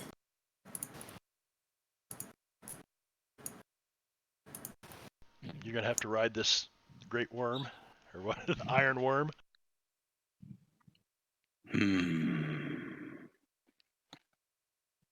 If He's it still is the pointing Great his bow at Spirit's it? will, Little Beaver will do so. If you can provide me with a secure telegraph, then yeah, I will more than happily witness that.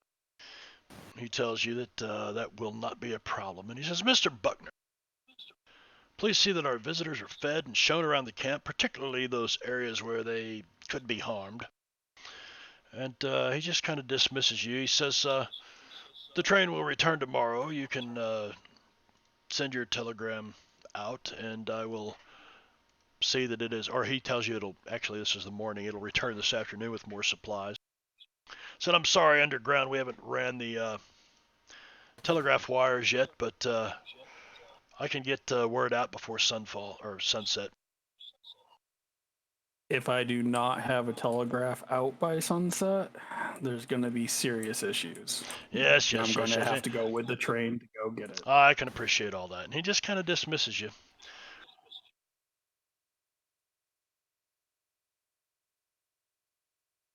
Mr. Buckner, please see to their needs.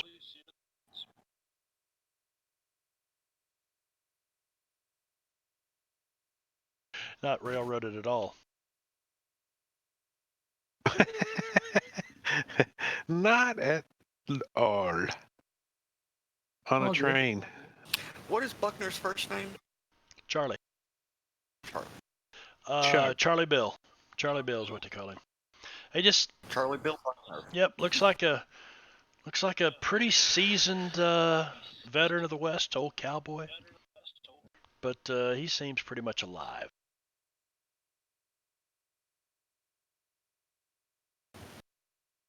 And as you get up and leave Genthro, O'Malley comes out with you. He says, hey, you mind if I ask you some follow-up questions? You can ask me any question you want. There is no guarantee that I will answer. Oh, very well. That's understandable. Says, so how did you find the tunnel? You said there was a collapse. We have known about the tunnel since it began. Do you think there's anything that goes on that we do not know? He's writing. Yes. And so your interest in Dr. Hellstrom is what exactly? At this point, Gentro's going to lean over O'Malley and go, your conspiracy theory papers, they're all correct. Just keep writing them. And he's going to wink and he's going to walk away at that point. O'Malley stops. He looks confused for a second. Then he gets a little smile on his face. And he turns and he looks at the two of you, because he's standing right here beside you, Little Beaver and Paloma. He says, oh, some of the original Americans. And do you also work for the agency? And basically, he just wants you to tell him about yourselves. Anything you're willing to tell him. Paloma will look at Little Beaver for a moment and then she'll just softly say, I'm just looking to learn more about medicine. Or I want to help people. And then she's just going to kind of like look away. He writes this down and looks at you like he's expecting you to say more. He says, okay, and he turns and he looks up into your face because you tower over him, Little Beaver. Little Beaver looks down into the eyes of this odd little man and says, I am Little Beaver. One day, I hope to become Big Beaver. And that's it. You guys just walk off. Yeah. And you see him jotting this down. He's interesting. It's a good thing that you're going to be around for a few days. I'm going to have a ton of questions. And you see, he turns around and he goes back inside the coach car with Hellstrom. You guys start moving forward. Charlie Bill Buckner starts to show you guys around. HG, you're crawling all over this really odd-looking locomotive. And you do see a tender car in the back with unmistakable chunks of ghost rock in it. But the engine's not running.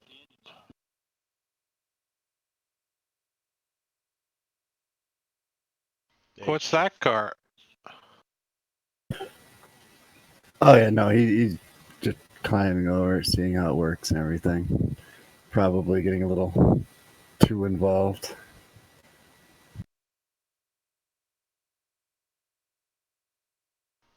Yep, checking it all out.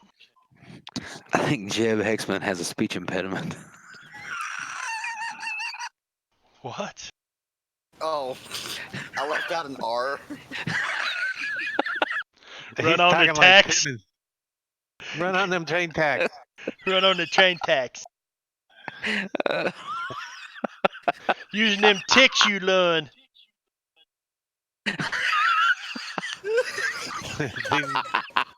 Can't say the ah.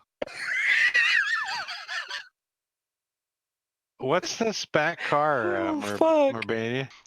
Timmons is going to look in the window. You see a couple of guards sitting in here, and this looks like, probably the, where it's got a little telegraph booth set up right here, although there's no wires, leading to the train car down here yet. Just typical caboose. Got some maps like up. An office kind of thing? Like a little office.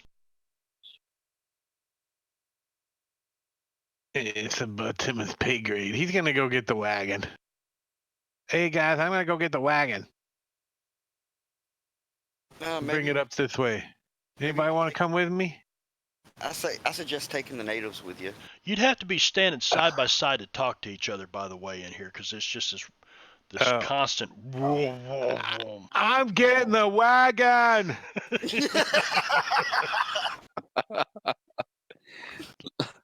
All right, so Timmons, you head Eat up, that you head back person. off down the east. You're gonna go get the wagon and the rest of the horses, or all the horses, I guess.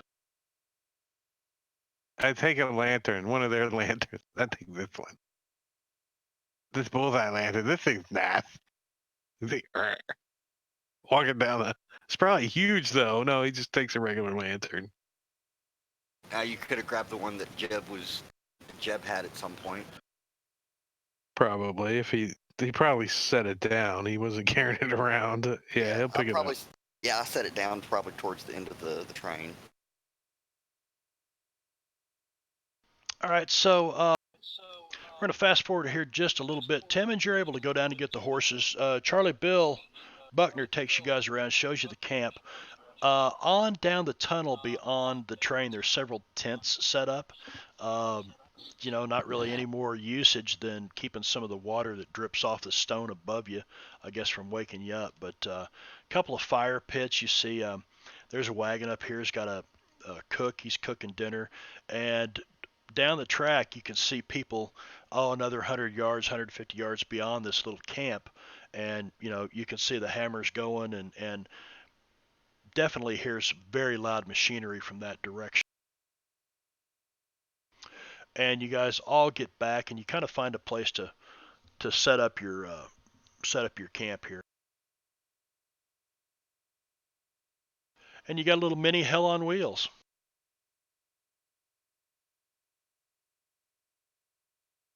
What? I like that show.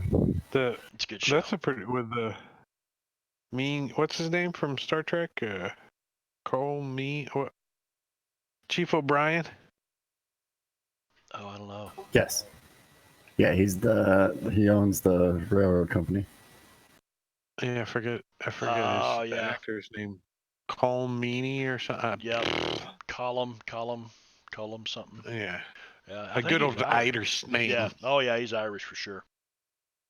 But so yeah, Hell on Wheels. It's just a little town. There's about 15 or 20 tents scattered up and down through here, and somebody cooking a big old pot of food, and a couple of rail workers relaxing for a little bit. You see a tent's got some whiskey set up in it, so it looks pretty comfortable. And we're going to take like a 3-minute break. I'm not even going to flip this over to, but I can't hold it anymore. Gotta pee. 3 minutes. We'll be right back. He's gotta pee bad if it's 3 minutes.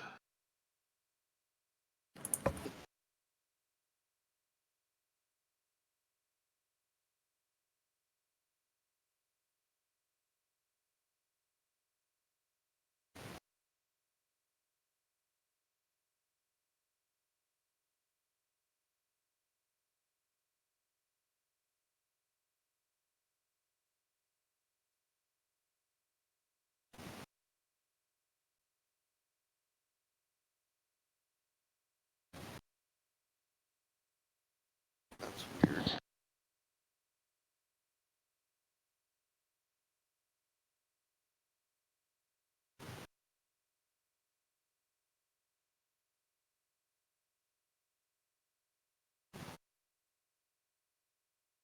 Now is not the time to give yourself a testicular exam, Ben.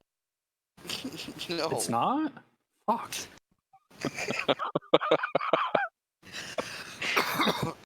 That's 2 words you never want to say when you're doing that. That's weird. Well, no, that's not why I said that. That's not why I said that. I was randomly lighting up, but wasn't really doing anything.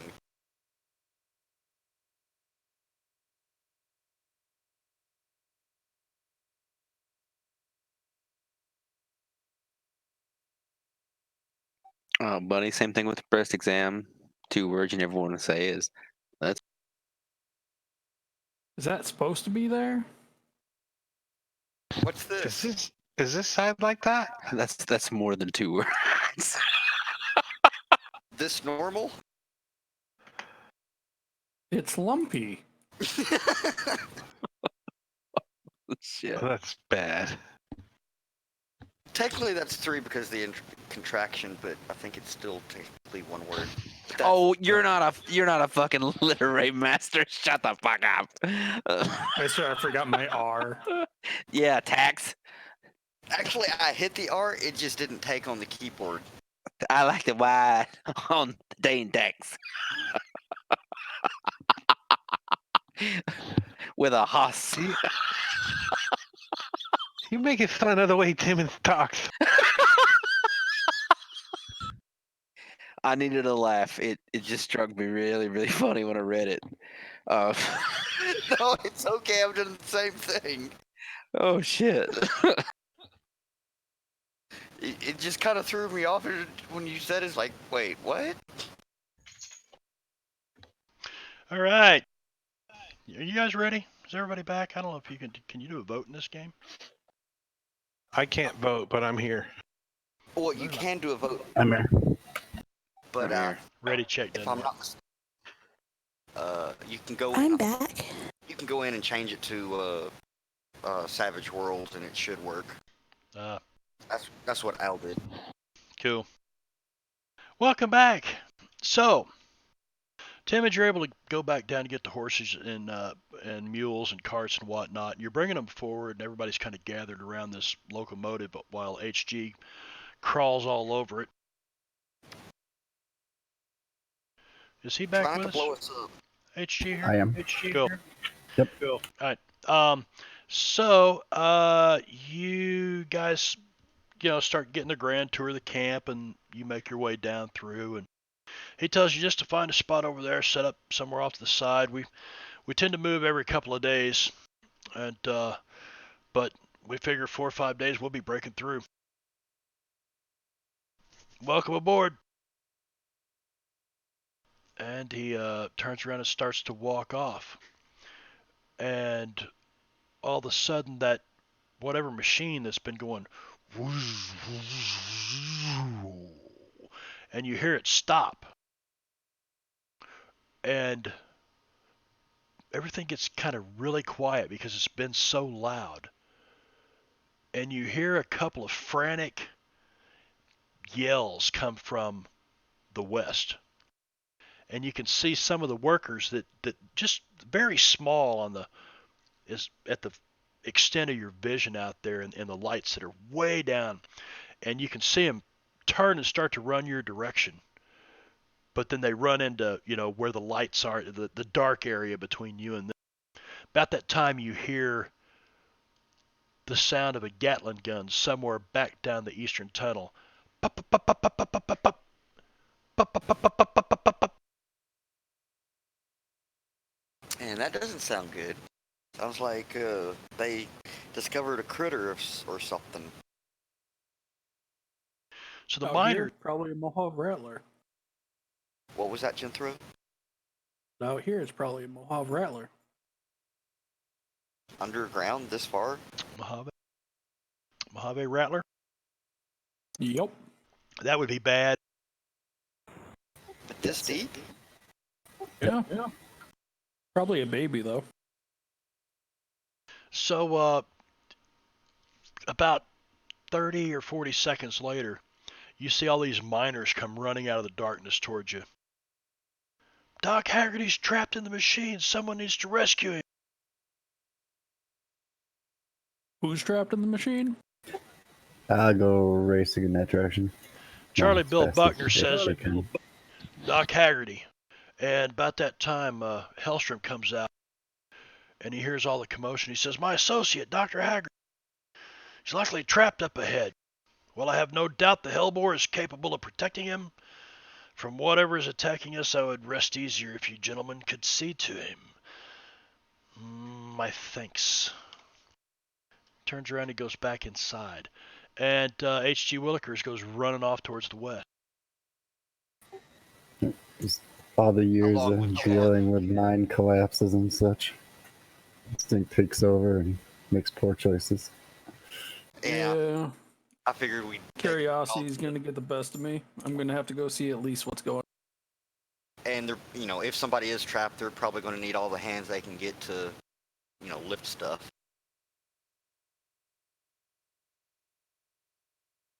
So, yeah. Jeb was pretty much hot on HG's tracks. Tax. Fuck you, J-Rob. On the tax. I'll show you some fucking tax. You started it. It was a simple typo, and you had fun. Let's move on. I'll show you some fucking tax. Oh, you just made it even better, Vino. Yeah, so here, let me share this with you. You guys take off running towards the lights down at the end of, holy shit, that's a, let me adjust the map on the street. That's a wide map. Yes, it is. Unfortunately, you gotta kind of build a railroad map wide like that. All right. So you find yourselves in this tunnel and you see a bunch of these things crawling out of the stone all over this huge boring machine that's in front of you. And from inside, you can hear this guy's voice go, "Come and get me, you fucking bastards!" And you hear him trying to start the machine. And these things are tearing at it. Yeah, definitely not rattlers. And we're going to do that. And they are all over this machine. And we will go to the top. Oh, and it's the tunnel critter. Just because HG is in the wall, would you allow him to move? Oh, yeah. You guys put yourselves where you want to, behind that line or so, as you come up into this lit up area and see these things crawling all over this thing. And I'm going to skip forward here and do one attack for all of these guys against, we'll just do this. All right. So they're trying to find perches where they can get their mandibles and claws. These things have obviously dug little tunnels from the rock. They've tunneled out of this stone into this cavern, this tunnel, and they're trying to rip this iron machine apart. And we're going to jump right down here to Jeb Heck. Well, Genthro, definitely not rattlers. What kind of scale is this? Count your blessings.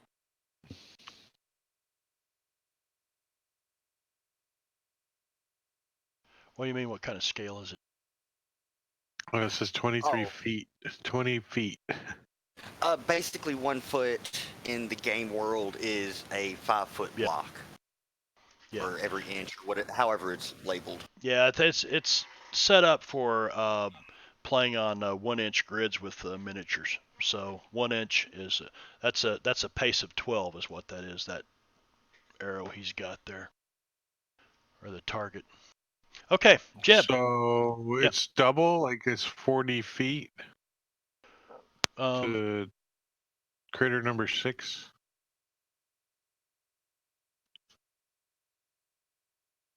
Yeah, 6 seems. Looks like it's 20 times 6, it's 60 feet for you. Oh, it's times 6. Okay. Yeah, because every square is actually 6 feet. Oh, Okay. 6 feet. Okay. Yeah, but it's whatever your pace is. Yeah, well, stuff on like weapons, when it says like range, it's going to be, the 12-inch distance or 12 squares, basically. Right. So you can count squares. Yeah. So if your range is 20, then he's within range of you here. So you're telling Mom you got a 12-inch over there, eh, Vet? So that's 20 squares. Got ya. Weird. Very weird, yeah, I know.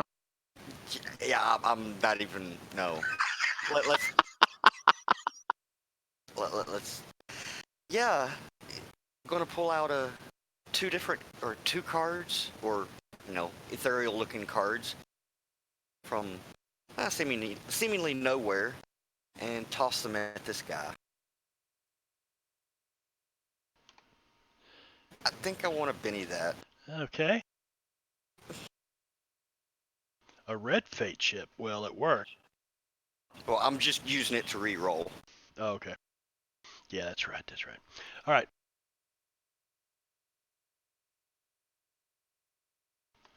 Okay, you leave him shaken. I'm going to apply that.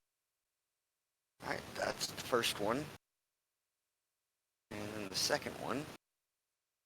Is a hit.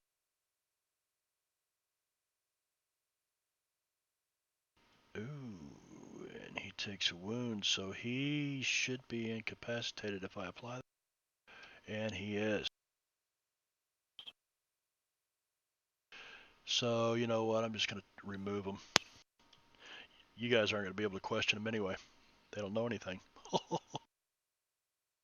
Well, all I know is they look dangerous, and yeah, that's what he uses his powers for, the supernatural. Yeah, Jethro might have taken notice of that. Jethro took notice the first time he used his powers. Exactly. Little Beaver Fang. Don't you mean supernatural? Supernatural. Supernatural. Can't say the R. No, there's no R. I've got 97 targeted. It says 19. Is that Squares. 190 feet? 19 squares. 19 Yeah. squares. Well, let's see. And my pace is 6.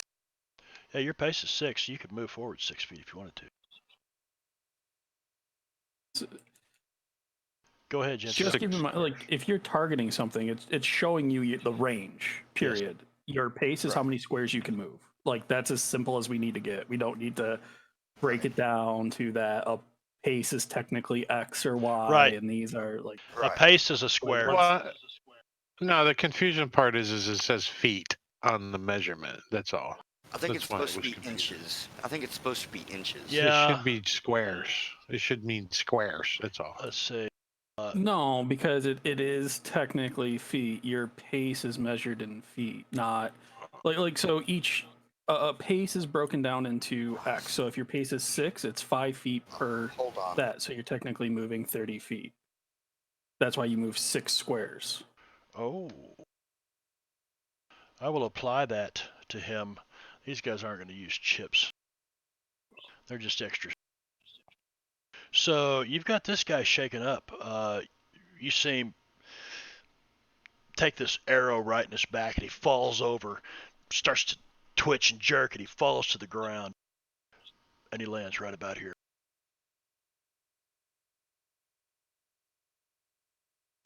And H.G. Williker.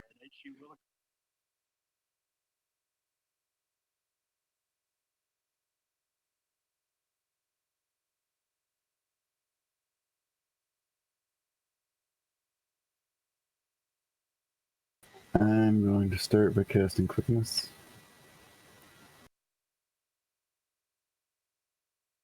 Okay, sorry about that. It's about the only person that calls me that I really can't ignore. I mean, yeah, so... Hey, your mom? Yep. Well, I thought it was your drug dealer. I don't know what Drake's talking about. They're listening. They're listening. His drug dealer may be listening. HG moves forward. What are you doing, HG? What do you look like when you're moving forward? Yeah. So he's still just pretty much heading straight at the guy. I said, check something else. I use the rolling instead. So what's the quickness going to do for you? It says, I get 2 actions without incurring a penalty. Okay. So was the first one using quickness? Or casting quickness? Yes. All right, so you cast quickness, and now you have no penalty to... So I should have gotten a 10 on that. Right. Well, you should have, but still would have been a raise. Yep. Which also means I can no longer get below an 8. I believe it is on the... Yeah, I can't get below an 8 each round on my card. Okay. Keep that in mind when we come around to round 2, if these guys last that long, which they should. All right. Quite a number of them. So you move forward, and you guys see the old drunk, spindly man gets this spry step and just takes off running right at these guys. Yeah, I was trying to figure out the range for the round. 2, 4, 8. Gotcha. Yeah, if you set the thing right in the attack and whatnot, or the damage and whatnot, you should be able to change it to like a thrown thing, and it should automatically change to the range, but I'm not certain. But I'm thinking it's like 4, 8, 12. Because it does magic damage, so. Yeah, so normally it would be smarts times 2, but since I'm throwing it in a bottle as my means, I have to use throwing instead. Either way, I think I'm just going to end there. Okay. Which would bring us to Genthro. If, there we go. Boy. I mean, they're just trying to destroy destructive equipment.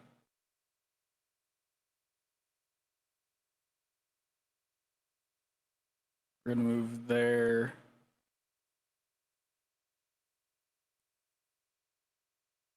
We're gonna take a pot shot at this guy.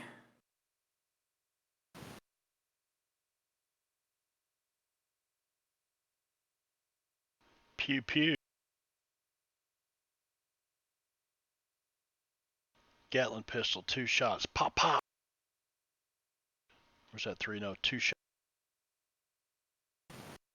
It's 2, but it uses Alright, so we will apply this. It's 3, but only 2 can hit. Correct. That's Yeah. the way it works. It's like pop, pop, pop. And he is shaken, and with this, yeah, it doesn't need to roll. ED. Yeah, because he D-E-D. And he's gone. He's been did it. You just blow him right off the side of this train. Just a pop shot. Pow! Pow, pow, pow. Yeah, and that's all we're doing. I'm not too sure about these things. They look like undead. Alright, Plum. Well, they're certainly supernatural. Let's see. I don't want to. Yeah, huh. And do they have ranged attacks? Not that we've seen. Not that you've seen, you just see them tearing apart, Yeah, trying to tear okay. apart this, they're trying. I'm just making sure I am not crazy and correct. Oops. Can I have my token locked real quick? Because I can't measure. Yeah, I should have locked tokens. Sorry, that would have made things a lot easier. Nice. It's okay. Okay, she's gonna take her full movement to here. And then she's going to go ahead and cast protection and have it use toughness instead. Alright, you're going to toughen up your posse, huh? Yeah. Alright. It's going to use toughness, more armor, and additional participants. So, my range is my smarts, so I only go to 4. Luckily, that includes him. So, Jab, Little Beaver, Genthro's in it, Timmons is not, and then I'm in it. So that's 1, 2, 3, 4, 5 people. Alright. So that's 5 points. Oh wait, I don't have to count the first one. So it's 4 points for the group of people targeted, +1 for the bonus armor, and then +1 to swap it to toughness instead of it using armor instead. Alright, so you're going to use 6 power. So that's 6. Yeah. Yes, ma'am. So go ahead and put your effects on these guys. I need to roll for it first. Yeah, she could still fail. Yeah. Well, She doesn't, I think that looks good. and she doesn't with the right. And I think that makes Okay. it go from +4 to +6. No, it was already or yeah. Yeah, it's +6 on all of us, yeah. Because of the So I'm raise. gonna do yeah. This is the most badass spell in this game. You guys can hear Okay. gunshots now coming from behind you, way back up the And tunnel. that's the end of my turn. Other than the Gatling gun. Yeah. All right, Timmons. Nicely done, Paloma. Timmons is back here behind his equipment. He's gonna pop up with his Colt Dragoon and take a shot. So long range or medium range 2? No, it'll calculate it right if you got him targeted. As long as you got him targeted like that, and then you just double click the roll, it will calculate it automatically. That's a hit. See, medium range -2. Nice. Oh shit! Nicely done. Timmons like pop. Oh, bleeding out. He is down like Paris Hilton. All right, Professor Hap Haggerty, you see this machine begin to twitch from side to side, and he's trying to fire it up again. Oh, Haphazard is the one that's trapped, right? Yeah, he's trapped inside this thing, and you see this little door open up on, and this guy pops up out of there. And I probably did not do that correctly. I should have done this. Let's see. Should have moved him from here. There we go. Okay, so they changed this so I can just use my smarts anyway. And he's got a big old fucking wrench in his hand, and he swings it at this thing. And hits it.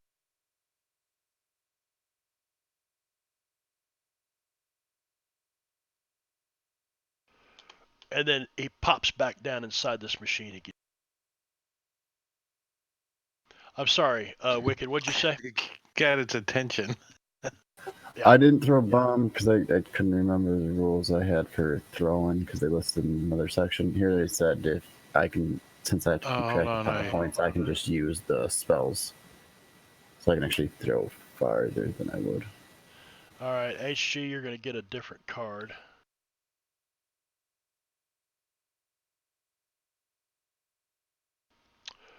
I did another card. Yeah, because you can't draw less than an 8. So I drew another one for you. You got a jack. All right, we're back at the top of round 2, and Timmons, you're back. Timmons is gonna pop up again and say, "These guys aren't so tough. Whack-a-mole. Get away from him!" And he shoots another shot. Bop! Oh shit! Bam! Nice shot, Timmons. Boom! This thing falls, and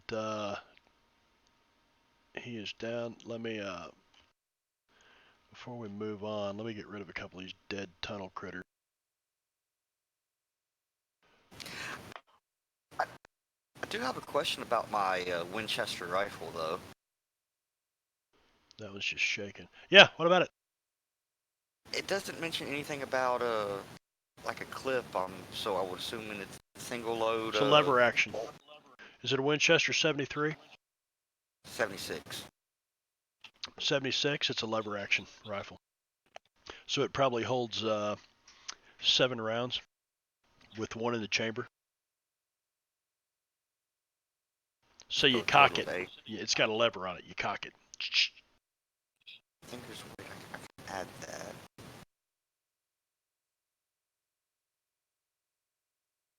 Shots. All right, so 7 plus 1 in the chamber. 6 plus 1 in the chamber. 7. The Winchester 76 in this setting has 16 shots. Really? Oh. Wow. Or 15 shots with a rate of fire of 1. Holy shit. I like that. Just look at your items, dude. It tells you. It didn't in the, at least not that I saw. I'm looking at it right now. Group, rifles, type, range, damage, 2d8, AP2, 224, 48, 96, rate of fire 1, shots Oh, 15. shots. Okay, just didn't add it to the, unless I just added it. I don't. Yeah, I think I just added that. Had to add that one. Yikes. So, thank you. It's all good.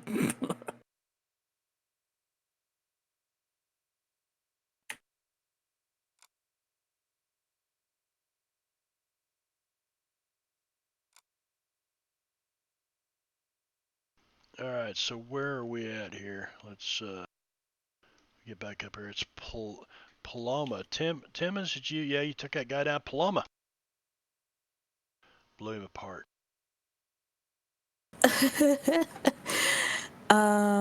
Okay. Let's see. Since I have my spell up now, I will do. Freaking A. I can't see. Okay, there we go. Now I can see.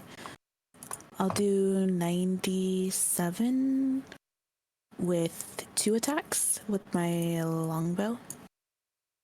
Okay.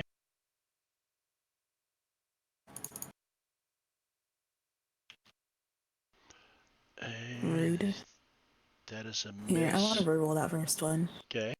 You, by the way, you had yourself targeted.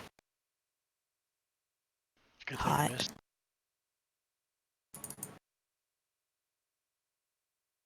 Yeah. Uh-oh. Twing! Something just broke. My heart. There's your Who's in witch front of me? intercept. Jeb said. Critical failure.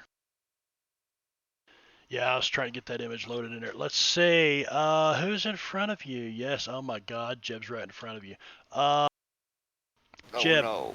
Yeah, give me an agility roll. Crap. I'm going to use a blue fate chip to roll an extra d6, is it? Okay. Yeah, and you'll automatically succeed on that. So you can feel the fletching touch the side of your neck as this arrow comes by you. She's like, oh, I'm sorry. Sorry. And then she says something in crazy Indian woman. What? She said that in English. Oh shit. Oh wow, these things are tanky. What the heck? Alright. You're getting a -2 because of the range. No, I know, but it's still a 5. 5 minus 2 is a 3. No, it's -2 to my 7, buddy. And Right, then- so you're taking a -2 because of multi-action, then you're taking a -2 because of range. So your 7 becomes a 5, then your 5. Why am I taking a -2 for my range? You're at medium range. Oh, I should have just stepped forward too. I didn't notice. You liked hiding behind Jeb. Lame. I wouldn't say that. You just wanted to shoot Jeb. That's what that was. You got me. And here I vouch for you in that bar.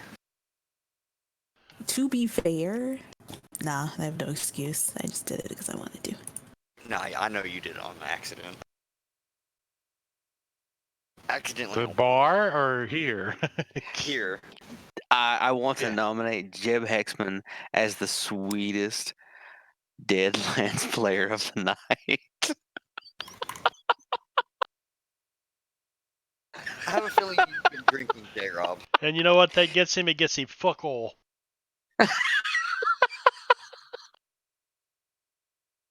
I'm gonna pull out a flask, run, cast burst, then Hello, blast. Brad. We have a Brad in the audience. He's Yes, we did. suiciding. What are you doing? You're running? He's suiciding. Straight. Okay, you're running over here. He's got 5 more, I believe. My phone is Yeah, fucking listening to me. Yeah, and then moving all the way up to there. And then I heard burst, then blast, or something like that. Burp and blast. Yeah, that's what I heard. Burp and blast. Yeah, you got these guys on the side over here. Looks like they're tearing hoses and shit off this thing. Which is probably why the little guy inside, Professor Haggerty, can't get it started.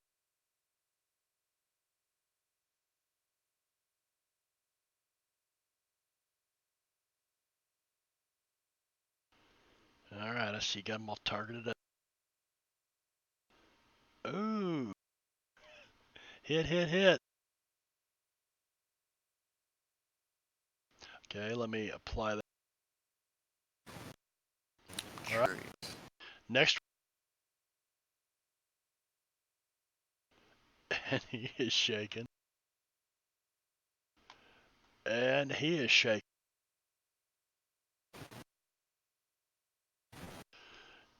So, paint a picture for the rest of all of us wondering what the hell you're doing here.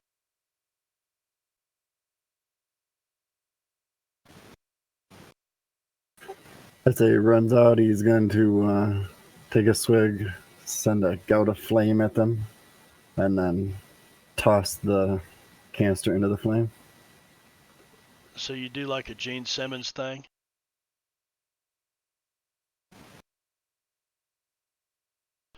All which right. I believe should hit them all as well.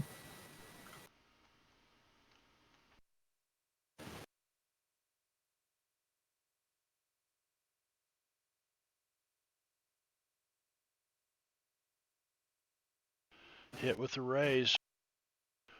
All three of them. And that guy is done. So the cone was the burp. Right. And then while I had the big gout of flame, I just threw an explosive into it to make sure it did the job. He's very dead. Oh, fuck. I like the train. I really How's like the machine doing? The machine is now burning on the side, but these guys were ripping these hoses off here, so the machine, it's iron. That fire probably didn't do too much to it. It's mainly just flame, less explosive. Like I can add armor piercing to it and make it concussive, but I didn't. I was just curious about if it was, leaking ghost rock or not. Nope. No, it's done with it back here. Now my turn. All right, you step back here. All right, you want to remove your burst templates there. And you step to there, and Jethro, you are up. So HG runs forward, and you see him drinking whatever liquor this is, and blows fire at these things, and then hurls this damn jug of whiskey. The whole side of this contraption explodes, and these things fall to the ground, writhing in flame. Yeah, I don't want to be on his side of that breath. Want to move up there. Rather kiss her hair.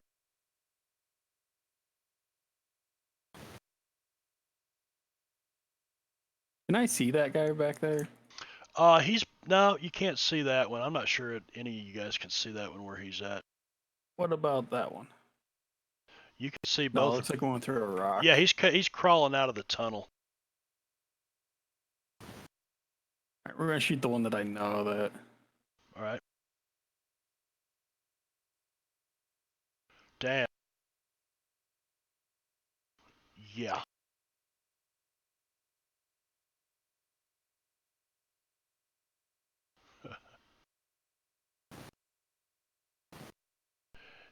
You just pretty much blew this guy apart. Pow, pow, pow. You just see chunks of meat and blood fly everywhere.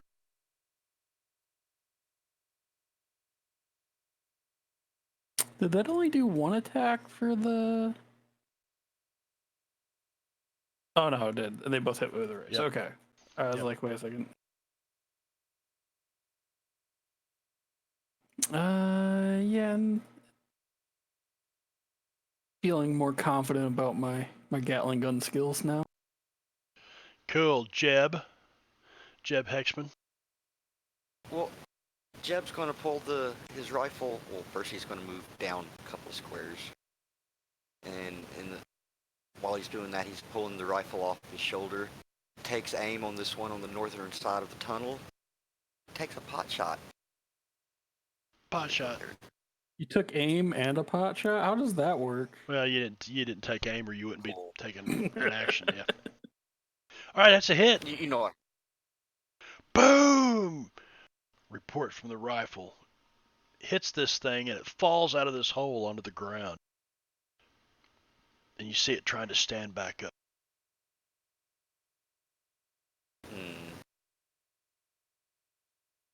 I'm going to Benny the damage. Okay. Give me just a moment, then I will clear this. Damn it! Now, go ahead. All right, I'm just going to take the shaking. All right. So he is trying to stand back up off the ground. And Little Beaver Fang. Little Beaver Fang makes his way confidently up his full 6 paces. I do believe that number 31 is over there. Is it harmed? Oh yeah, or is it still? No, it's laying on the ground, like trying to stand back up where Jeb has just shot it. Okay. Is there anything else that I can? Because I'm not sure if like I'm not 24. I'm not sure if you can see the other one. Yeah, the other one is Yeah. behind this big, looks like a hatch of some kind. Okay, then I will just hold my action for the first thing I can see that I can actually shoot at. You probably could have shot at him anyway.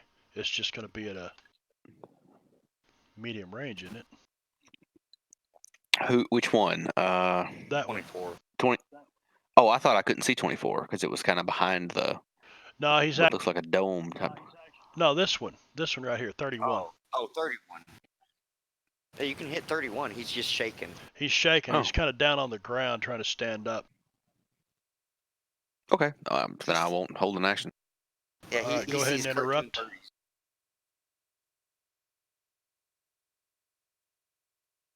And there we go. All right, that's a hit.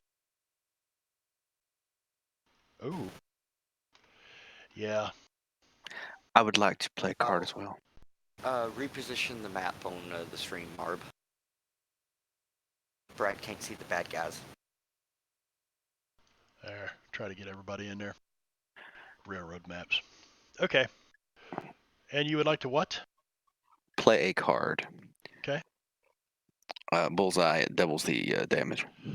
Oh, okay. So that would be. It doesn't matter. He's dead. He should be dead. Yeah, he's dead. Took 19. If you grab the little bullet hole next to the card, you can put it back on your sheet as if you didn't use it. Yeah. Oh, well, fuck. But we're about to the end of this session anyway. Yeah, Alright. I was using it up. All right, this Gotcha. this tunnel critter, with the flames rising up off of the side of this boring machine, climbs up over the top of this thing. Hap Haggerty is not there, and begins running your direction. Oh, come get some. He needs to be able to run faster, though. And the professor does nothing. Jethro, and he draws a joker. Yeah. Dun dun dun. Always the jokers. We're gonna shoot him now that he's in sight. I need a new card.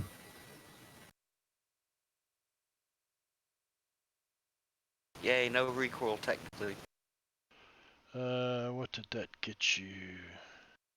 It's like 2 hits. HG, I got you an ace. Got you a bullet. Holy shit. Getting pretty good with that Gatling pistol. No doubt. Remember the first time I used it, I think I missed everything. Yep. I wanted to bitch that. It's like, Pow! This thing just flies apart. All right, very good. You guys have cleared the map. You hear the gunfire back to the east ceases as well.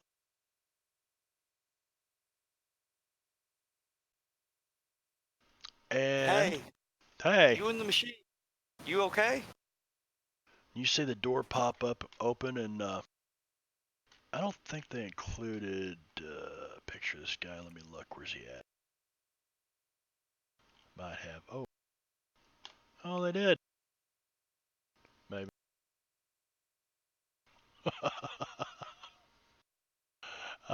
That's the artwork they put for Hap Haggerty. I guess it's just your generic mad scientist stuff. He pops open. He's got more burns than me. Kind of reminds me of Daniel. Daniel. A character from another Savage Worlds game. Oh. So anyway, let me fast forward us here. So yeah, these tunnel critters. To the Haggerty's no real defense. He sits there, waits for someone to come help. He did pop up and bash him with a wrench. After the fight, the Wessex crew sweeps up the critter parts and burns them. Wounds are treated. There is a doctor on hand. So Paloma, if you wanted to sit with a doctor. Yes. Yes. She is going to ask him all these questions, ask about all his tools, try to figure out ways to possibly replicate them, though she won't say that out loud. Well, didn't you guys steal a medicine bag? And he's got a lot of the same tools. Yes. So like you're Yeah, starting no, to but I figure mean, this like, out. she has Yeah. to be able to. Yeah, you're right. And she also wants to help him possibly treat some patients if he has any. So she'll just basically just walk behind him like a baby duckling, trying to help with everything. It's like, oh, I want to learn how to do sutures. Oh, I want to learn how to do this. Well, you see him stitching up some of these guys that got attacked by this thing before they all ran off. They seem to be pretty intent on this machine for whoever knows what reason. But so you're treating wounds and stuff with the doctor, learning how to tie to do sutures, tie sutures and whatnot. You guys have sit around and kind of talk about what happened, and Lacey O'Malley comes out. You have a final cup of hot coffee is prepared for the night, and Lacey starts making sketches of these bugs, and he's interviewing each one of you guys about, what did you do? How did that work out? And he's trying to get your names and document the stories that played out. And as the night goes by, most of the crew beds down, and we have passed another day here. And that's going to be the end of the session. So, all right. we're almost through the railroading portion of this. There's no Literal or railroading figurative? here. Well, the literal, yeah. Yeah, I kind of like the adventures to be a little bit more open than this, but and it tells you in the beginning of this. Actually, it says what happens next, and don't worry, we're about to turn them loose on their own, and Yeah. all that good stuff. In terms of because we're traveling a pretty far distance, so it makes sense for it to be railroad. I was just asking because I genuinely wasn't sure if you meant figuratively or literally. No, figuratively, literally, Because kind of there's both. a lot of railroad stuff. Yes. There's a lot of railroad stuff in the Wild West. That's just, Yes, that's and the you only way guys, really go long it is. distances. You are literally being railroaded. The railroads are driving you this direction, and figuratively, the adventure is taking you. We got to get you out into the Great Maze, is where you're headed. So, and you will head right into plot point 2. So that is the end of the first chapter or plot point, and you guys are going to get an advance on that. Yay! When discussion's over, most of the crew beds down for a quick hours of relatively quiet sleep, while Hellstrom and Haggerty work to repair the Hellbore. Next several days pass quickly as the Wasatch crew burrows through the Sierra Nevadas and San Gabriel Mountains, and nothing truly eventful happens during this time. So, you can have visited with Lacey O'Malley, and He doesn't want. He's not really a pest, but every chance he gets, he's your typical reporter. He's asking questions, and I think I might even have an image of Lacey O'Malley, and I don't. I know it's in one of these modules, but anyway, so you'll have a chance to study under the doctor, interview him about some stuff, Paloma, and you guys pass several days. Do I have to roll anything? For the learning. For the learning, yes, we're going to give me. How are we going to do that? Well, you're going to get in advance, but Because I have started training and healing. well, you spent a year in Denver working under a doctor that Jethro connected you with, so you're Yeah, bound to that's have. how I got the healing the first time. Yeah, exactly. Okay, got it. So let's see if we can increase your healing ability by working with this doctor for about 5 days here or so, treating these people. What is it? Is that what is healing based off? Spirit or smarts? Smarts. All right, so give me a smarts roll. Uh-oh. And that's a success. So if you would like, you can increase your healing by a die type.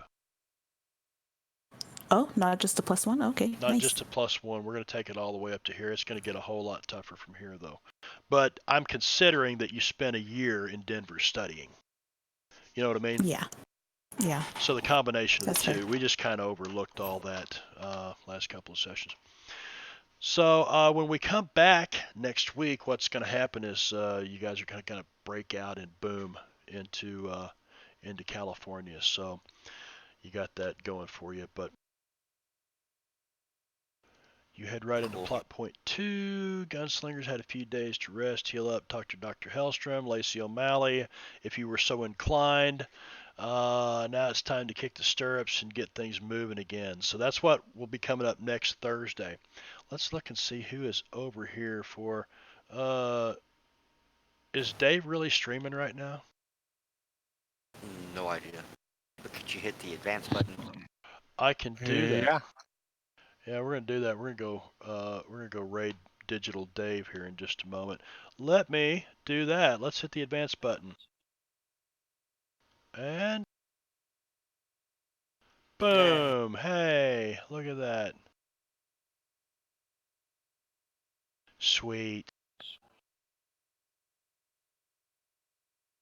So what do we get?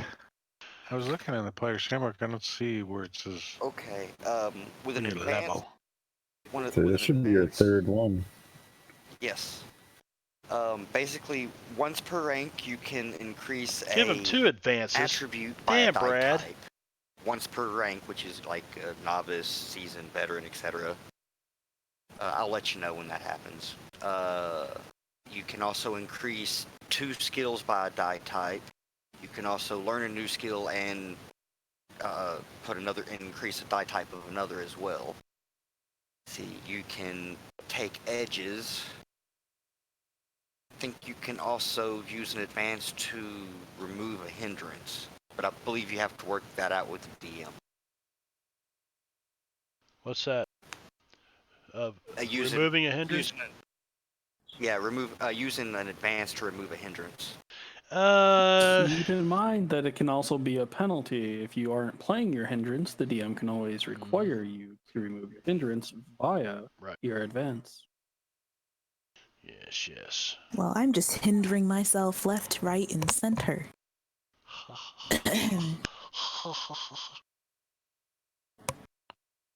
Giggity. Because I'm dumb as brick. That's hot. Hey, we're gonna raid Digital Dave. Thanks, Brad, and everybody else who's still out there. We'll be back tomorrow night with some of us will with Curse Estrad, DM Venerick. Saturday night with DM Drake, our very own DM Drake here, for Descent into Avernus. Then Tuesday, Drake's got another one going, Call from the Deep. But you guys have a fantastic weekend of gaming, everybody. And group, tell them bye. Bye. Bye. See you guys. Bye. Have a good night. By the way, Drake, when you're increasing a skill, it can't go above the associated die type or the associated attributes die type. Say your shooting is a D6 and your agility's, a D6.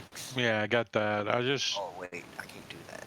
don't Shit. know what to do. All right, here we Jeb go. Hexman, you are a marvelous man, and you have this Indian's heart. Also, you are wrong about that. About which?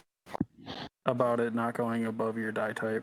Well, you have to use the entire advance to do that. I was getting to it, but I was kind of interrupted. Adding maps, adding the lighting on maps and stuff. It's just, it's just really, really, really time consuming. About a couple of months ago, I actually did the first 12 or 15 maps, but we were having some issues, and all of the HTML was erased. So I lost lighting on 12 to 15 maps. So I said, okay, I'm going to move on, and I'm going to do Pathfinder 2 Fall of Plaguestone, which I think there were 12 to 15 maps in that Pathfinder 2 module, and I did that. So Fall of Plaguestone is done, and now I am in the process of doing a D&D 5e Curse of Strahd. So, like I said, there's like 21 maps. I think I've got 6 done. I'll do 2 more tonight. So, hopefully, the plan is to do at least 1 a day, but I'm getting 2 a day done, which is really nice. So, I can get